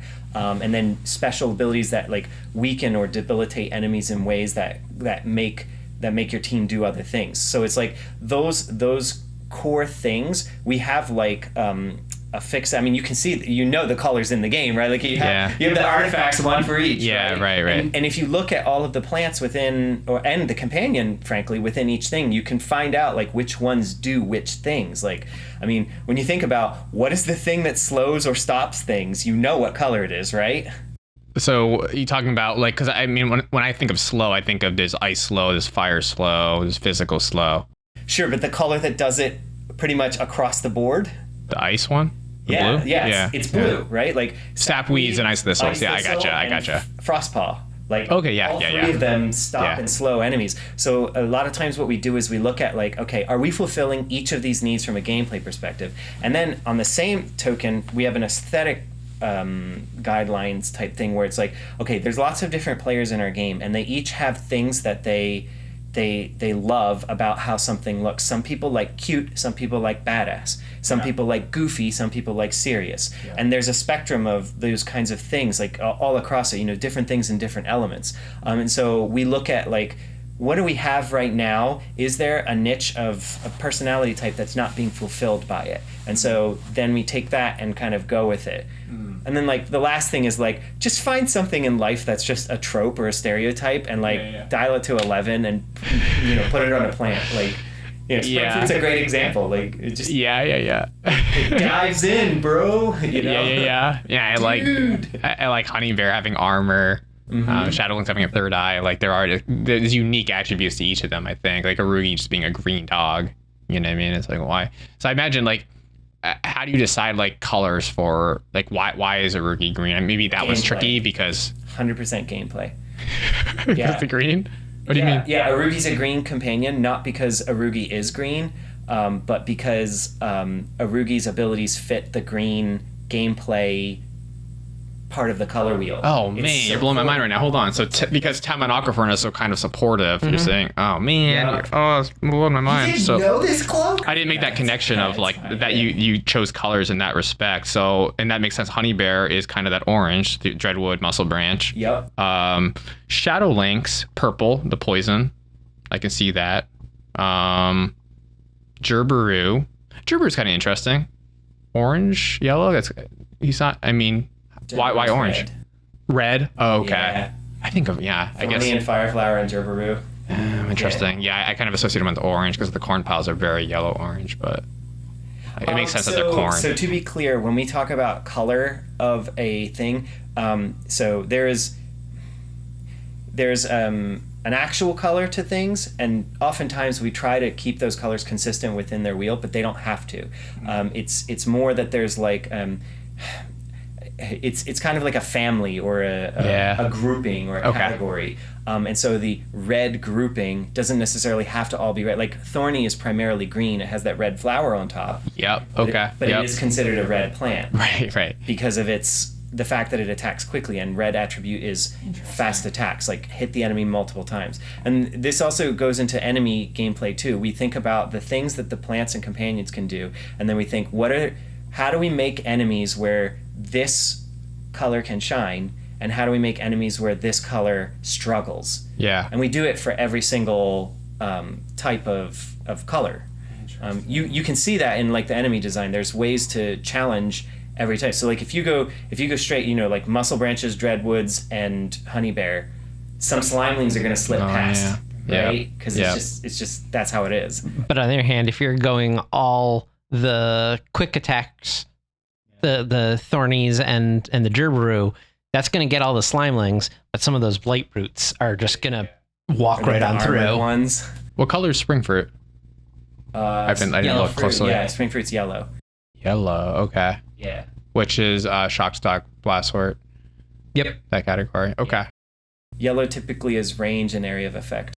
That's interesting. Okay, so the colors really you're kind of blowing my mind here. So I just kind of thought of like, oh, they're kind of like general colors, but you're I win. I love it. So are you going to keep the colors as the actual labels? Because it sounds like the colors actually represent a playstyle or an attribute of the plant. It's always going to be the color names. I would venture to say probably not. We haven't really settled on like what what those things are, like the right words to pick for it, because when you pick a label, it has a lot of ramifications when you pick a label. And so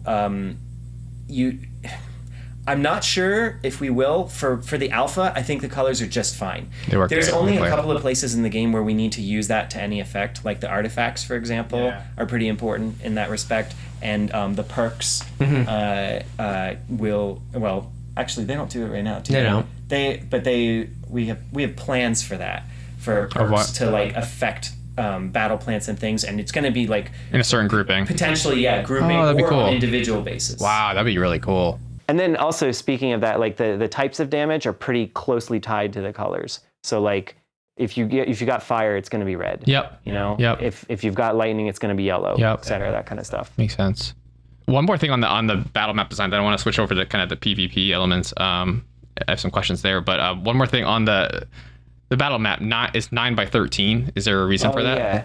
9x13 provides like the right amount of space. So it's the maximum amount of space we can do to maintain readability when we put it on like a kind of average mobile screen. Yeah. Okay. It's like when you go a bit bigger than that, then it gets kind of like really small. And so we want as many tiles as we can get, because the more tiles, the better. Because you don't have to use them all. You could fill it in with, rubble or other kinds of things to have a smaller map. But to get a bigger map, you actually have to expand the map. So this is kind of like the biggest that we can roughly get. I think we'll probably figure out ways to creatively expand it in the future. But for right now, like I don't think we're having any real design problems staying constrained to that space. So if it makes mobile development easier by sticking to that, then we'll just stick to it. Yeah, I was wondering if at some point there'd be kind of a scrolling factor to it. It obviously complicates things and it takes things off screen. But it sounds like maybe that could happen, but right now you're good. I can see that working for like Blight level 3, where it's more hardcore players who are more experienced. But like for example, a Blight level 1, like I would never put any kind of scrolling element onto it. It just adds to the complexity for newer players.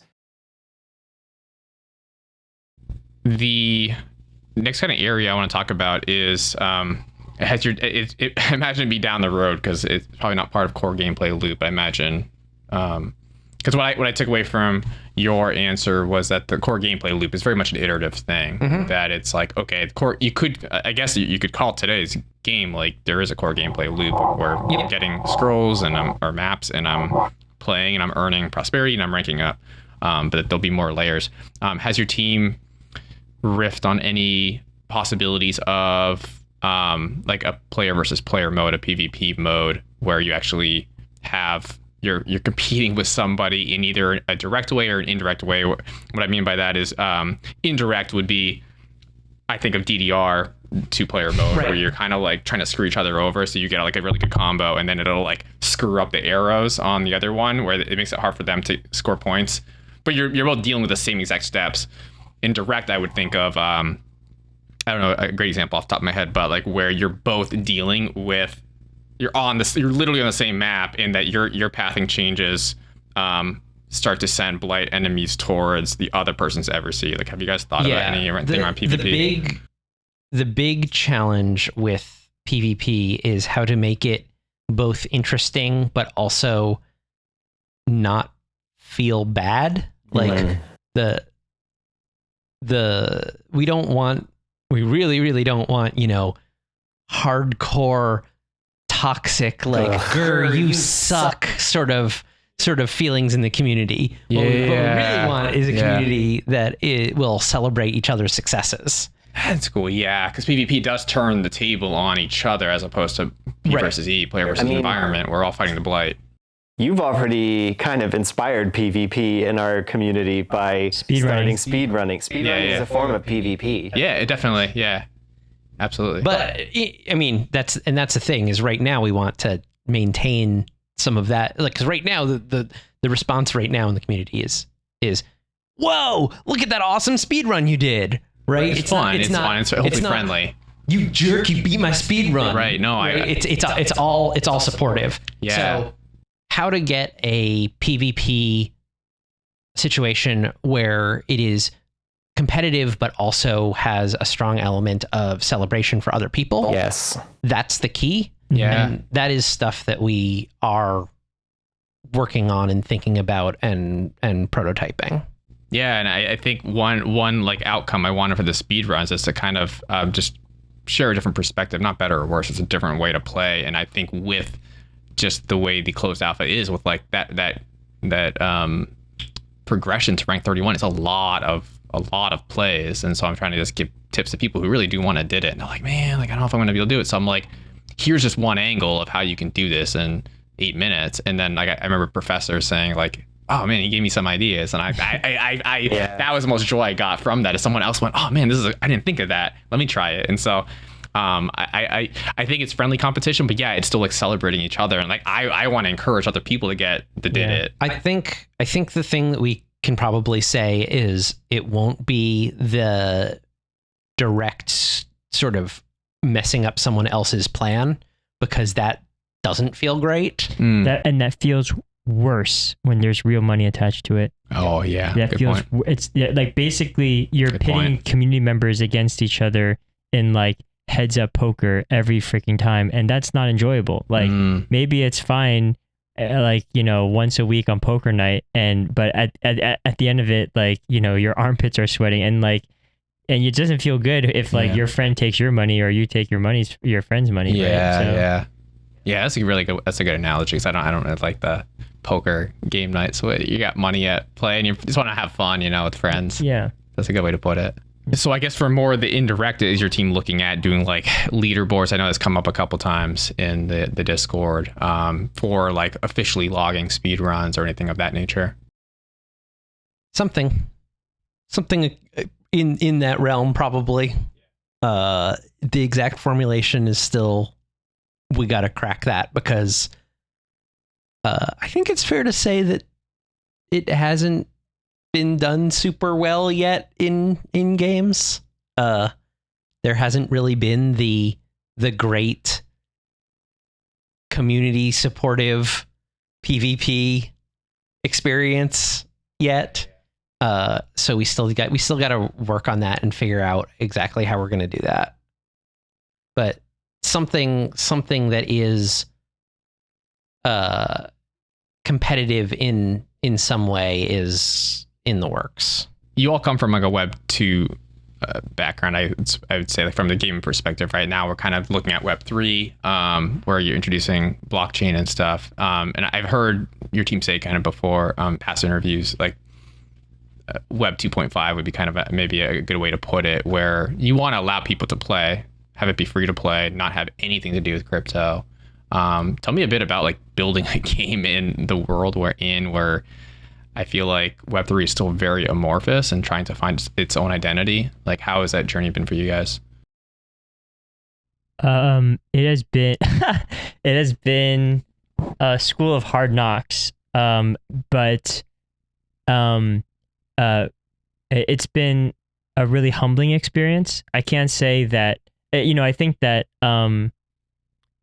there's this concept called Dunning-Kruger effect, where every person kind of goes through this arc of they think they know more than they do, and then it's this kind of like peak of inflated expectations, and then they really quickly find out that they know nothing, and it's like this trough of despair. What's funny is that in Web3 gaming, you really have kind of two groups of founders or teams. One group is they understand gaming really well, but they're new to Web3. The other group is they understand Web3 really well, and they're dipping their toes in the game, but they've never built a game before. And I think that us building in Web3 has given us, and building with our community, and also seeing what other projects have done and how they have definitely risen and fallen. It's been a really great learning experience for us.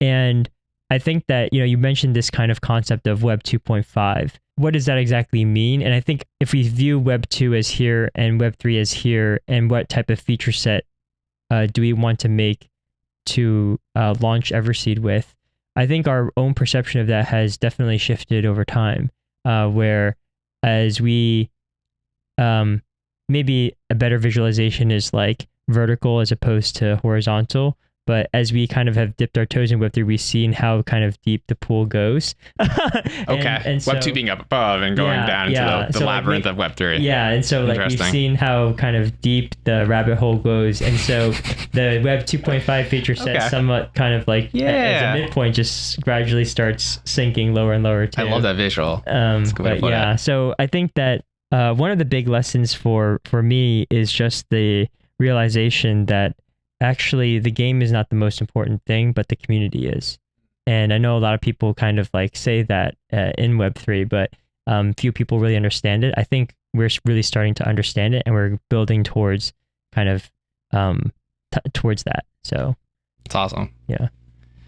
You guys have any, as a Amihan, going through this whole journey of building this game, have you had any favorite failures? Things that like, okay, at short-sighted, myopic, it seemed like, oh, this is really bad, but it actually cost your team to pivot somewhere better. That is such a good question. You want to go first? I have an answer, but I feel like I don't have an answer yet. Oh, you don't? No. I never fail.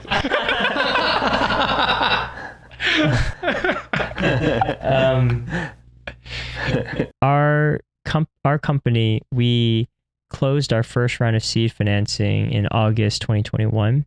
We signed the term sheet in March, but it took some time to just close out the funding round. So that was like a month after Pudgies launched in July 2021. It was like a couple months before DGODs launched in October 2021. And so with that, when the money hits the bank, that's when you can actually like grow the team and actually like go hard in building out product. So we started in August really in earnest, even though we had done some concepting since March. And we really tried to get as much done as possible on both the game prototype, but also preparing for our mint, which was completely unexpected because when we made our first tweet on Twitter in the beginning of 2022, we didn't expect to trend virally. And so we were just kind of like trying to play catch up. When we did mint our first collection at the end of April, Terra Luna happened days later. And that was a huge wake-up call for us. And we went through some tough times together with our community, but we ultimately ended up on the other side raising another Series A fundraising round days before FTX happened in November, which was great. So I think this was a really tough pill for me to swallow as the CEO of the company, where we had to make some tough decisions with our staff during this kind of like tough 6-month period between before we got the A.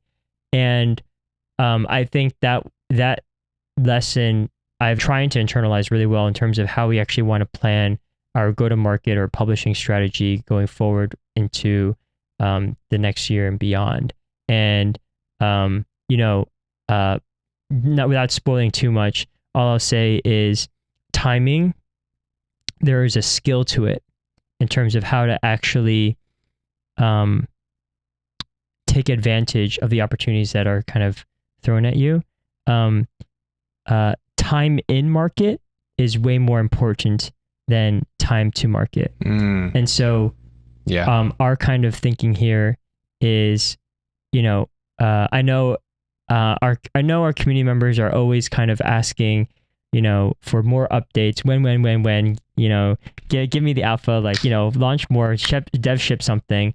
But I think that you have, you look at what's happening in the space right now, where like projects are spending so much resources to just try and, go viral on Twitter for a day in preparation for a mint or something, and the mint doesn't mint out at all, and it's just like falls flat on its face. There's so many number of like examples of this right now. It's a terrible, and even the top, quote unquote blue chip PFP projects have DGOD Season 3, Azuki Elementals. They've tried to do something in this bear market only to have it like be completely backfire in their face. And so the market timing is not good right now. And so we're just being very thoughtful around when we actually do want to make a big splash, it actually generates waves as opposed to just treading water. It's a great way to put it. Yeah, I think the team has to kind of combat this instant gratification, which I think is kind of a result of technology today. I mean, we get, I can hit some things on my phone and like food shows up at my door, my groceries show up. Like it's wild. And then all the notifications, like everything's so instant. So I think it's really prudent of your team to kind of resist that desire to feed the beast in a certain respect and say like, now it's not the time. Like, I like your water analogy. It's like, yeah, you could dump this really cool thing, but if it's a little puddle, but if you wait longer and there's a lot more interest and a lot more momentum in Web3 and in the whole space, you're going to make a big splash. Yeah. And then the good news is that now it's not our first rodeo. And again, time in market is more important than time to market. And we've been in market since 2021. So we'll be well positioned for the next cycle. Do you have yours? I can't remember the specifics. I can remember the general shape of it though. There was a good.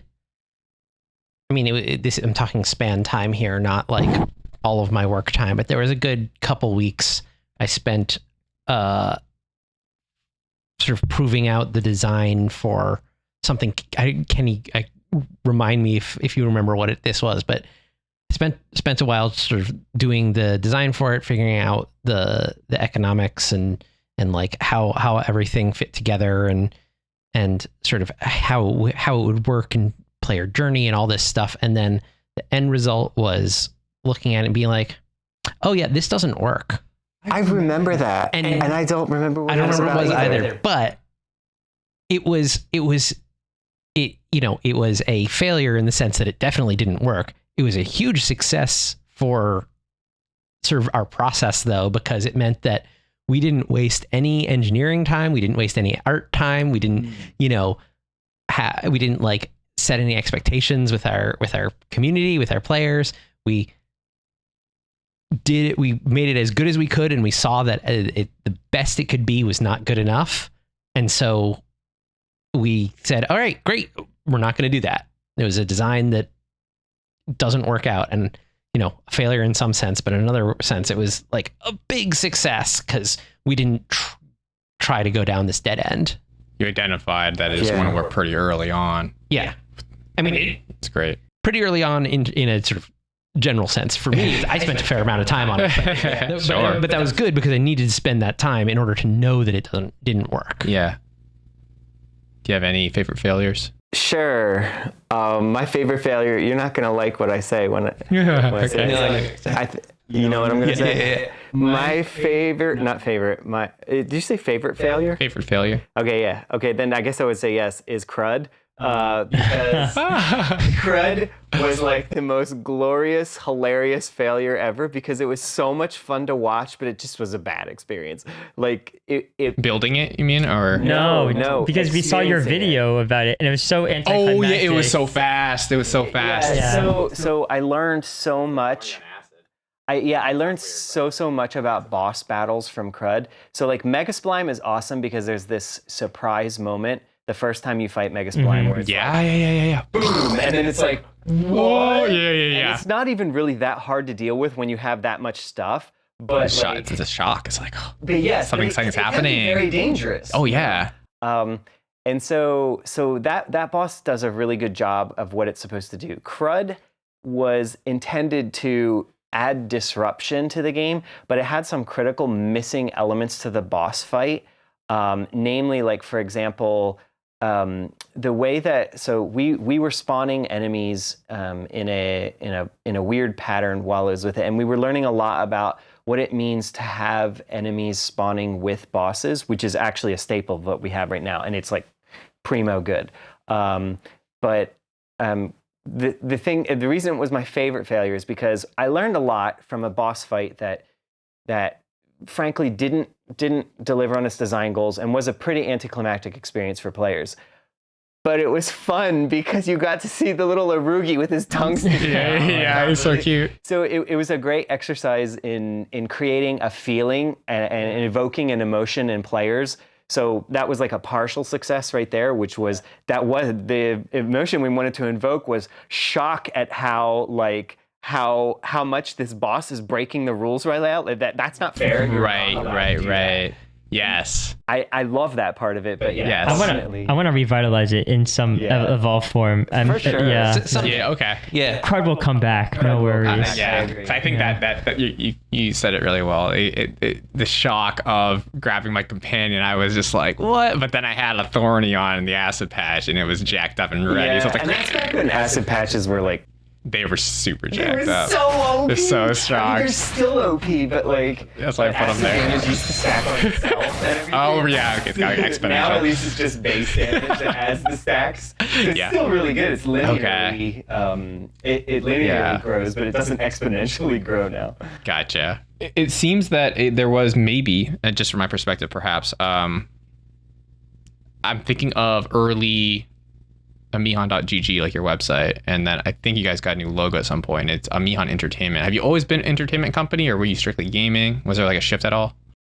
Our company was always branded as Amihan Entertainment, taking a nod from like Blizzard Entertainment, but we actually didn't embrace or think about transmedia until like after entering like Web3. Transmedia meaning like more than video games. Yeah, exactly. Yeah. Okay. What would success look like for Amihan Entertainment? Like, where do you want to see the company in 3 years, 5 years? That's a dangerous question because $1 trillion. We have solved global poverty. That would be real success. that's true. That would I'll be take real the success. trillion. No, I'm kidding. I would solve global poverty over my own. Like, I guess more microscopically, are there milestones you want to see for Everseed?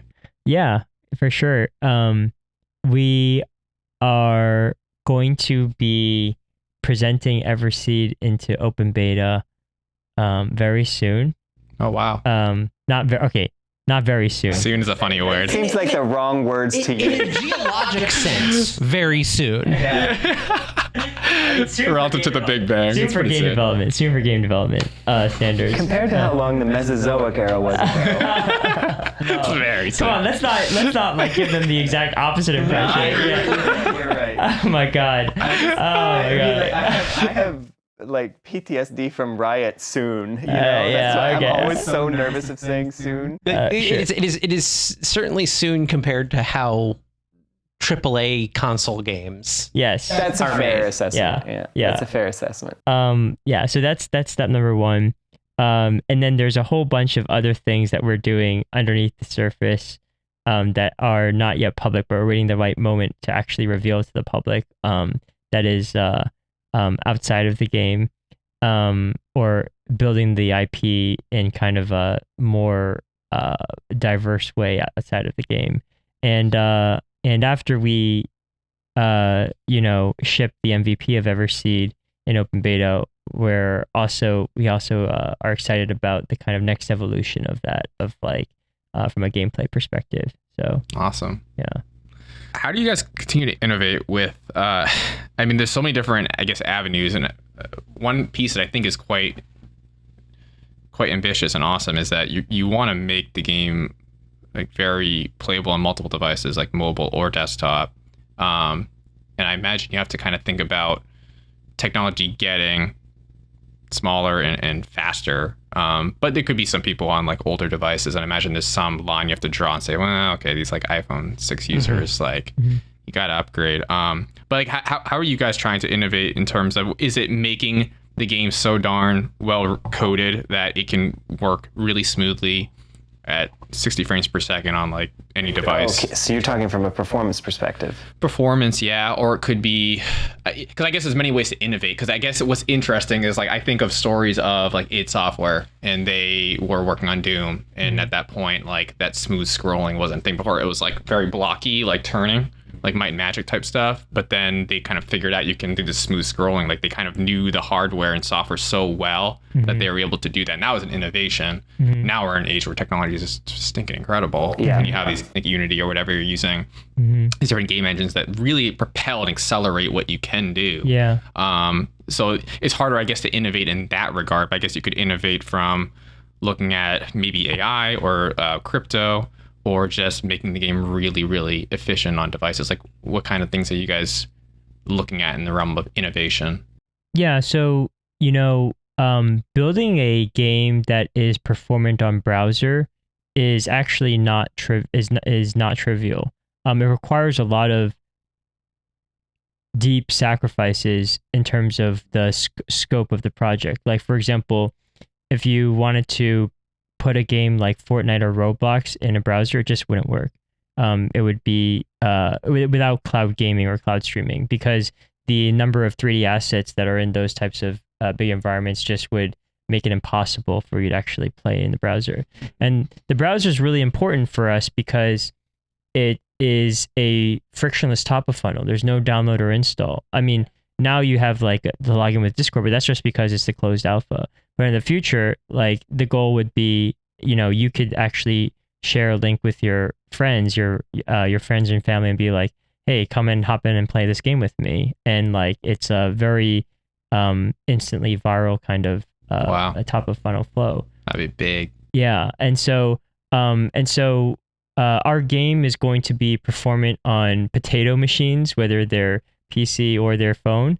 And I think that's really important because one of our core values of our company is player devoted, and the player that we're putting on the pedestal above us is the player that we're thinking about in sub-Saharan Africa, in South America, in Southeast Asia, who may not necessarily have the ability to buy an iPhone because that's like probably their yearly salary. So I think when you're trying to, when you have this kind of audience in mind and you're trying to build a great experience for them, it might feel like we are, cutting corners by making a game that's, for example, only 2D, but actually it's about being thoughtful around, whether or not they can participate in this gaming economy experience. I like 2D games. They're fun, right? I like them. They don't have to be 3D. It doesn't have to be 3D. Yeah. I think a funny story of, speaking of performance, this doesn't relate to your question in any way, shape, or form. It's just a funny story. Go for it. So I remember when I was designing the first boss fight in the game, and up to that point, we had like waves that were like, it would be like a lot if they saw 20 enemies, And I was like a typical game designer. I'm like, well, the programmers gave me these fun toys to play with, and it's fun to explode them, so why don't I just keep putting more of them on the board? Because you want to explode as many as you can. So I put like 80 or 100 enemies in, and I still remember the programmer's response was like, we're going to have to go back and do some refactoring because we didn't think you were going to put this many things on the screen at once. And it was just like the cutest wake-up call ever, because it, like, from a programmer's perspective, it's like we come with these kind of expectations, but then as a game designer, I'm like, oh, I get to break the rules because technically you let me. Yeah. Was that specifically Mega Spline exploding and creating a bunch of enemies? Yeah, and what would happen is just like all of a sudden it was like, okay, you have all these enemies on the board, Mega Spline explodes, it adds like 20 more. I love it. Yeah, because you kind of like are building out rules in a certain respect, right? When you're designing a game, but it can be fun to kind of say, well, why not? Like, why? It seems like you can challenge assumptions and say, well, why can't we do this? And you do it, and it's kind of, you get some moment of joy and fun out of it. I think that's where the Riot DNA on our team really shines through. Is like, Riot is always about what is the player experience, what is the player fantasy, and like if you have to update the rules of the playground, aka Summoner's Rift, in order to accommodate that, they will, and so people joke that it's like spaghetti code, but it's because there is so much. I mean, mom's spaghetti tastes good because there's so much TLC that's put into it, right? So that's a nice little analogy to describe tech debt. Delicious tech debt. Just reframe it as marinara. Yeah. We'll start to wind this down in a bit. I've got a few more questions for you guys. Just on a more personal note, what IP or video game had a really big emotional impact on you? Because I look forward to that with Everseed. I think that right now it's purely gameplay and fun, but I imagine as you guys are exploring avenues other than video games, we start to actually get attached to these characters and find how they relate to us, and cool stories can be told through that. And I think of games that have had a big impact on me, like awesome gameplay, sick story, and it's like you actually have this emotional impact that hits you, and you're like, whether it made you tearful or whatever, it kind of hits you in a different way than you might have been expecting. So on a more personal note, like what IP or video game has had a big emotional impact on you? I got one right away. Go ahead. Playing Katamari Damacy, and rolling around picking up stuff, and the first time I picked up a cow, and it moo, when I picked it up, and it was just like this. I wanted to keep playing, so I wanted to keep playing, but like I almost had to stop because I was like, that was incredible. What a beautiful moment that was, where I pick up a cow and it moos. And like that was something that actually really affected me, because everyone who played that game had something similar. Like I'd be like, I picked up the cow and it moved, and they're like, oh, I felt the same thing the first time I picked up a mouse, or the first time I like got a building, and like it would happen at different points, but everyone had the same emotion of like wonder and awe that like such a thing happened. How did I do that? What I knew that I could, but I didn't think it would really let me, and like that, and everyone had that emotion, and I had that. Yeah, because that's a really cool example, because I remember the game. I never played it, but I remember like the idea of it seems like you're a snowball, and so I'm curious of the onboarding of when like you started the game, so when that happened, and like the game didn't. It sounds like it didn't give you like a crazy instruction booklet. No. It was kind of like, hey, just start rolling around. It's a little. You start as a little ball, and you start rolling up small things, and then you get a little bit bigger. Thumbtacks, and then you get a little bigger, and you can roll up pencils, and then you get a little bit bigger, and then you can roll up bowling pins, and you get a little bigger, and you keep going. And that's the entire game. But it's a great game. Everyone at some point has a moment where they're picking up something in that game, and it feels magical, even though it's the same mechanics throughout the whole thing. But the game is so well put together and so well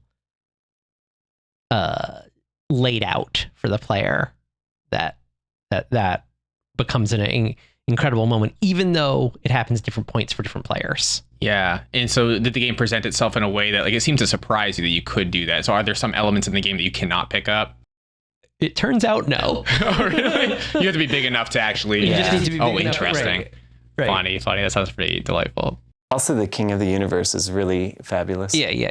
I mean, that game is delightful all around. Trippy, and if you have not played Katamari Damacy, go play it.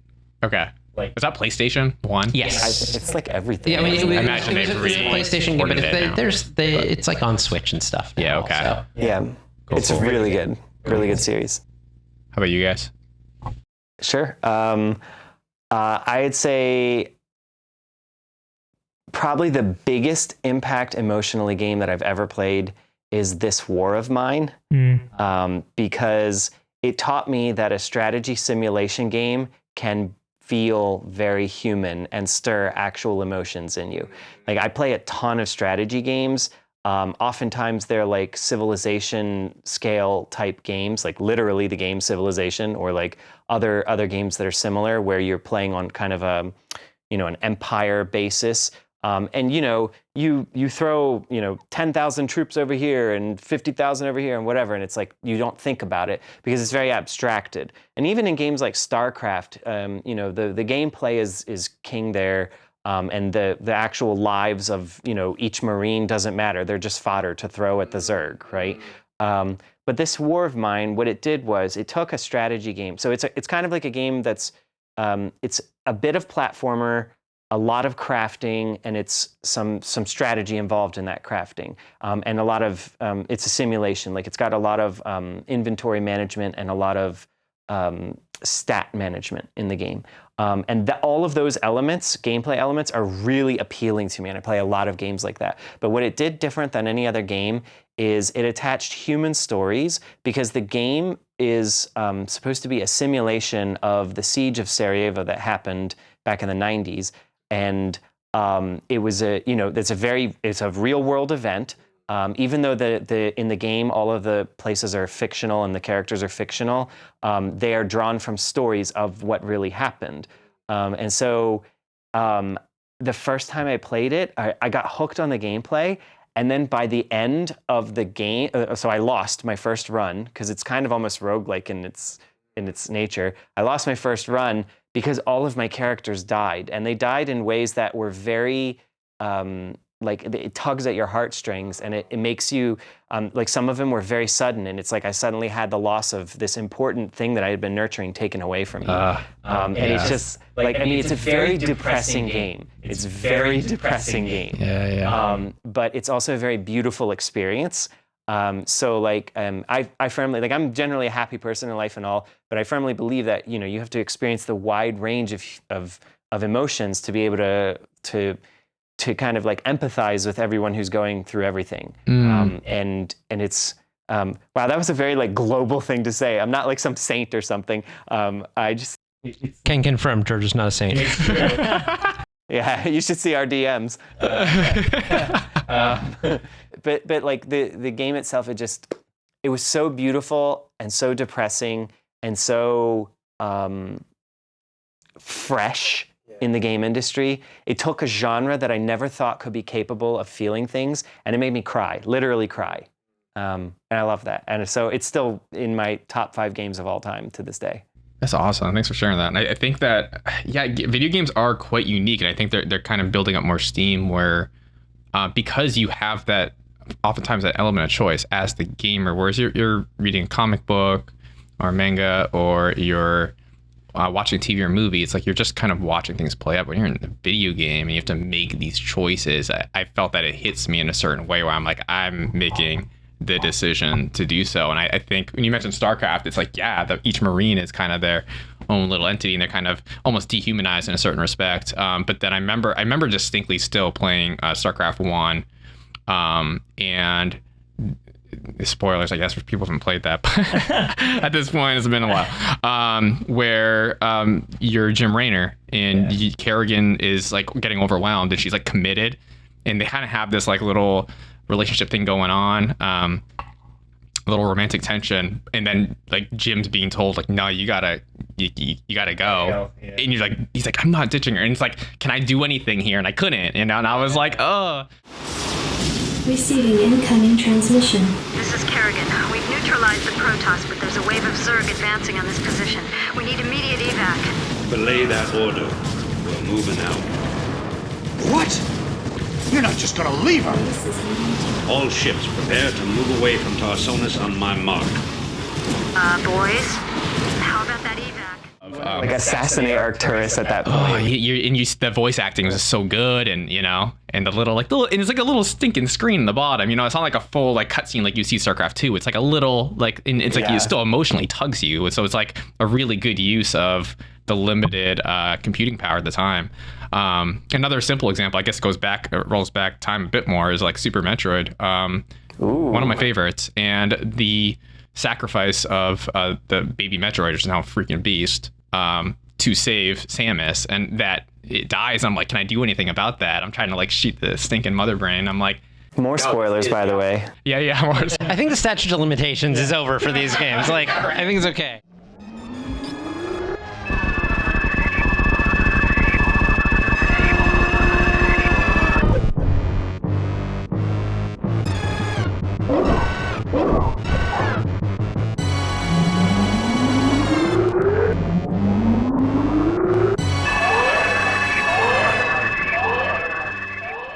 But those games, they're still in my memory, and it's like, and I think particularly Super Metroid is one of my favorites because there's like so little dialogue. They convey so much story and feel through the music and the mood.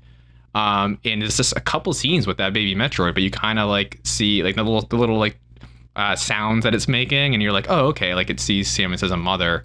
And to have that like massive thing come in at the end, it's that game still resonates with me deeply. But Kenny, curious about your experience. So it's funny you brought up StarCraft. I was debating whether to say that or something else. But I think if I were to think back to my StarCraft 1 days, I distinctly remember going to Babbage's at the time, which was what. Do you remember? I know Babbage's. Yeah, What is it? It's an East Coast thing. It's East Coast. But it's basically the equivalent of like GameStop, but back then for the mall. And I had saved up allowance from shoveling snow for like the whole winter. Like we have a huge, super long driveway, and like my dad was super, cheap, would only give me $5 for like that whole driveway. So of course I have to like shovel the snow multiple times, praying for a blizzard so I could get enough money to like so I could get enough money to buy StarCraft. It's a lesson in false incentives. It's ironic though, because you were praying for a blizzard in order to get a game from Blizzard. Yeah, that's true. Wow. Touche. Steve. Wow, that's meta. That's super meta. So I remember going to the store, giving it my hard-earned cash, and then taking the box home. And I remember just like, jiggling the box up and down. It seemed kind of empty, right? But I brought it home, and put the CD-ROM in, installed the disc in. There's a process of it installing, and it takes a hell of a long time because it's like, old school. And then I open up the manual, which is the only other thing in the box. And then in the manual, I'm flipping through it as I'm waiting for it to install. And then there's like these several pages of like lore that just like, that tells me what the Terran and Zerg and Protoss backstory is. Yep. Hints at like the Xel'Naga kind of ancestry. Yeah. And like, immediately, even before, like my friends have been hyping up this game to me for so freaking long, and because I had to wait so long in order to actually shovel the snow in order to get this game, and I was so excited to finally play with them. But even before I get into the game, there was this anticipation of like, oh, like this is the world, and I can't wait to actually like play each of these different races or units. Yeah. And I think some of the magic of the StarCraft campaign was actually in that box, in that booklet, because everybody, went through that, right? Yeah. And I feel sad for kind of like the generation of players today, where it sounds stupid, but like back in my day, we couldn't just download the game for free from the App Store and just play it at our fingertips. The youngest one of us. And like there's an element of anticipation, of like surprise and delight, of like patience being rewarded, that is so strong to deepening fandom, and that has been lost in this kind of digital first, online first era. And I feel like the closest thing that gets me to that is actually Web3 communities, where it's like you're at the ground level, where this is basically just an idea, maybe at sometimes, or just like a project that's barely getting started, and you're able to connect with the team. You're as a dev team, we're able to connect with the community and really kind of like build this this dream, this IP together, and it's been incredibly rewarding on that front. So absolutely. I had to pitch myself today that like we're in Seoul, South Korea, and I met these guys on the internet, and it's awesome. It's just so cool. It's a really cool age we're in. I think technology is very much an accelerator of things, and it opens up doors, and it's like kind of building this game together. I think that's a really cool way that you put it. We've never really been in an age like this before. Back in the StarCraft days with Blizzard Entertainment, they were kind of in their own little world doing this thing, and they put the game out, and it's a great game, but this is kind of a whole different opportunity now. This is even coming from the Web 2 world, like the quick iteration and quick loop with the community is like the thing that I've wanted forever.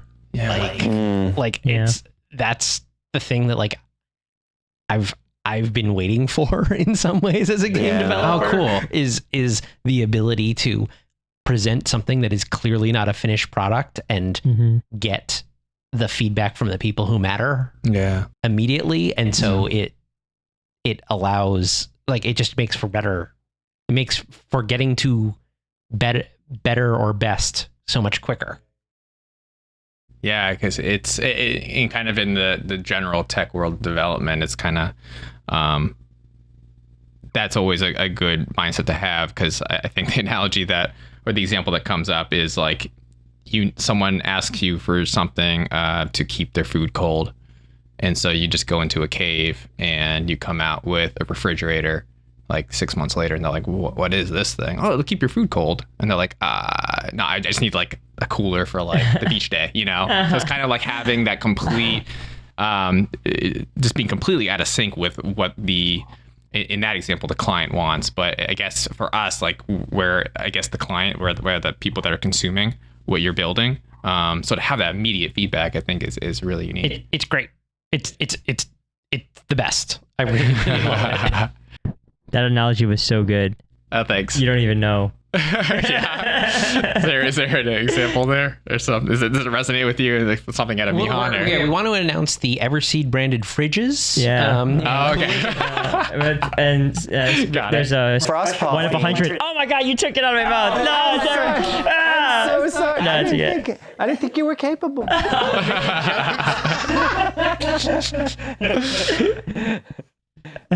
Wrap up with one more for you, Kenny, and then I got something for you guys. You pinned this on your Twitter, or yes, X now. The older my personal one? I think so. Oh, okay. The older I become, the more I value the timeless lessons from philosophy and history. What kind of drove you to pin that? Yeah. It's a good question. This goes a little bit back to like the Dunning-Kruger effect of like, you know, of living your life and then realizing how much you have yet that you don't know. And I think that as I've gotten older, so there's another kind of quote that's really great where it's like it was an analogy to human existence or human kind or human life, and it says like everyone starts off like a rushing kind of stream that's like rapidly carelessly kind of like tripping over rocks and just like and then but as it makes its way down, it like gradually widens its banks and becomes formed with other streams, and it becomes like a river, and until it like kind of seamlessly loses its boundaries when it hits the ocean. And cool. And it was like an analogy about human existence or human life like that, right? And that really resonated deeply with me. And this quote is kind of similar to that in the sense where as I've gotten older, I've realized how the human exists, even though there are people that lived millennia ago, like Marcus Aurelius or like, any other kind of famous writer, historian or philosopher from like back in the day. Everybody has one life to live, and the kind of, biology of like what happens to our bodies, like during these decades of our life are pretty much the same, because we all share the same code base. COVID kind of proved that, right? As our computer virus. And so I think today we get too caught up with like the short term, the now, like what's the trending tweet, what's the trending news, like what's the trending hotness, but yet all of these things are just most likely going to be like sand to the wind. And really the kind of ideas from other humans that stand the true test of time are the ones that are the oldest, because they could have been the most easily forgotten, right, from their era. And so that's why I think that with this kind of greater perspective as I go through life personally, I really appreciate the lessons from both history and philosophy more and more, because they're really comparable to how to apply myself as both like a founder and a father to both of my important responsibilities. And I think to kind of bring it home to like a Web3 project, crypto is crazy because it reinvents the idea of money. Why is that crazy? It's because money is an abstract kind of representation that is used to be almost like a shortcut commodity to translate value across everything in our world, or anything that's tangible value, right? Even intangible value. When you do something as crazy as reinvent such a foundational aspect of human society, there are so many other kind of second and third order ripple-on effects. And this is why so many people who enter crypto or enter Web3, they feel so almost like the Bitcoin maximalism is sometimes regarded as like almost like a religion, right? And there's this attachment that is somewhat irrational to just these ideas. And the kind of greatest solace that I've gotten in terms of lessons that are just like very foundationally applicable on a metaphysical level have come from history and philosophy, because they've stood the test of time, even amongst like huge revolutions or changes. Thanks for sharing that. Yeah, no problem. I like it. Is there anything else that you guys want to mention personally, or about Amihan or Everseed, that you want to share with the community? I really love our game. Like, I mean, genuinely, like, it's a game that I would play even if it was one that I wasn't making. Did you get your did it? Oh yeah. Good. Yeah, you did. I did it. Good. So sure. Yeah, like I don't know. I hope that comes through with the game, that like I really genuinely care about the game, and I want to make, not just me, but like the whole team. Like, but I really just enjoy our game. I enjoy playing it. It hits so many spots for me that I love it. It's great. And the community is really fun too. Your enthusiasm shines through it too, like in your Discord, and I do appreciate that you're in there with us with the gamers, and you're like responding to questions. It's been very much appreciated by us. Yay. I don't know if we talked enough about how great hexes are, though. Hexes are the best. So good. Oh my gosh. That's all I want to share. Hexes. Thanks to you. Yeah, thank you. Thank you so much. Thank you, Cloke, and thank you to our community. So our community of rangers and sprouts and recruits, and you know, I think that we really wanted to do something that was special for like our for this AMA, and kind of put a fresh face, hopefully, behind the camera. Someone that you all know and love, who's Cloke, who's been a really active member of our community. But we hope this represents like you take this to represent a future direction that we want to take Everseed. And again, the focus is not specifically on the game itself, but really on the community, and how we can continue to put community first and before you know, any type of priorities for our product development. So we are really excited. There's so many things that we'd love to kind of share more with you, but maybe in a future time. We'll get there. Yeah, devs are definitely doing something, right, Cloke? Yes. Oh yeah, I got some little teases of what's going on, so I'm very excited.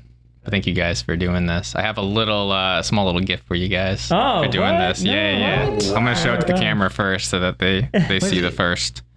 What? Yeah. No way. The gift of your presence was enough. Your delightful questions. Whoa, what is this? Whoa, wow. First swag. No way. What? Yeah, it's unofficial swag, so if you guys don't mind. That's crazy. That's amazing. I want to show you guys what I'm working on. So it's a little, I watched Top Gun, and I was like, that's sick. Like, he's wearing this jacket, and I'm like, this is cool. And so he has these badges on it. Yeah. So I did a little research, and I was like, I got to figure out the jacket. So I found the company that makes it, and I got it stitched on there. Oh my god, that's sick. To show that into the camera. But it's that's awesome. Stitched on. Yeah, I'll model it. Yeah, put it on. Gosh, whoops. Put it on. So yeah, this company made the jacket for the Top Gun sequel, and they're the official supplier of the U.S. Navy. So it's a sick jacket. Sick. But yeah, and the inside is like, it says like flight jacket. So this is like my first flight in real life. Awesome. That's awesome. You are ready to take an airship I wore it on the flight. Wore it on the flight. It's actually pretty like it's comfy. Really it's cool. like a Or pilot an airship. yeah. So this is great. Thank you so much. yeah. So you can get it stitched on. Thank you. Oh, whoops. Figured it out. Awesome. Thanks. Yes. Appreciate you doing this. Appreciate it. Oh, whoops. You have a very loud noise on your recording now from our hug. That's funny. All right, thanks guys. Hope you enjoyed that interview. I had a blast doing it, meeting the team. There is a ton to look forward to with this project. If you want to see more content like this, as well as gameplay videos, go ahead and like and subscribe, and I'll see you in the next video.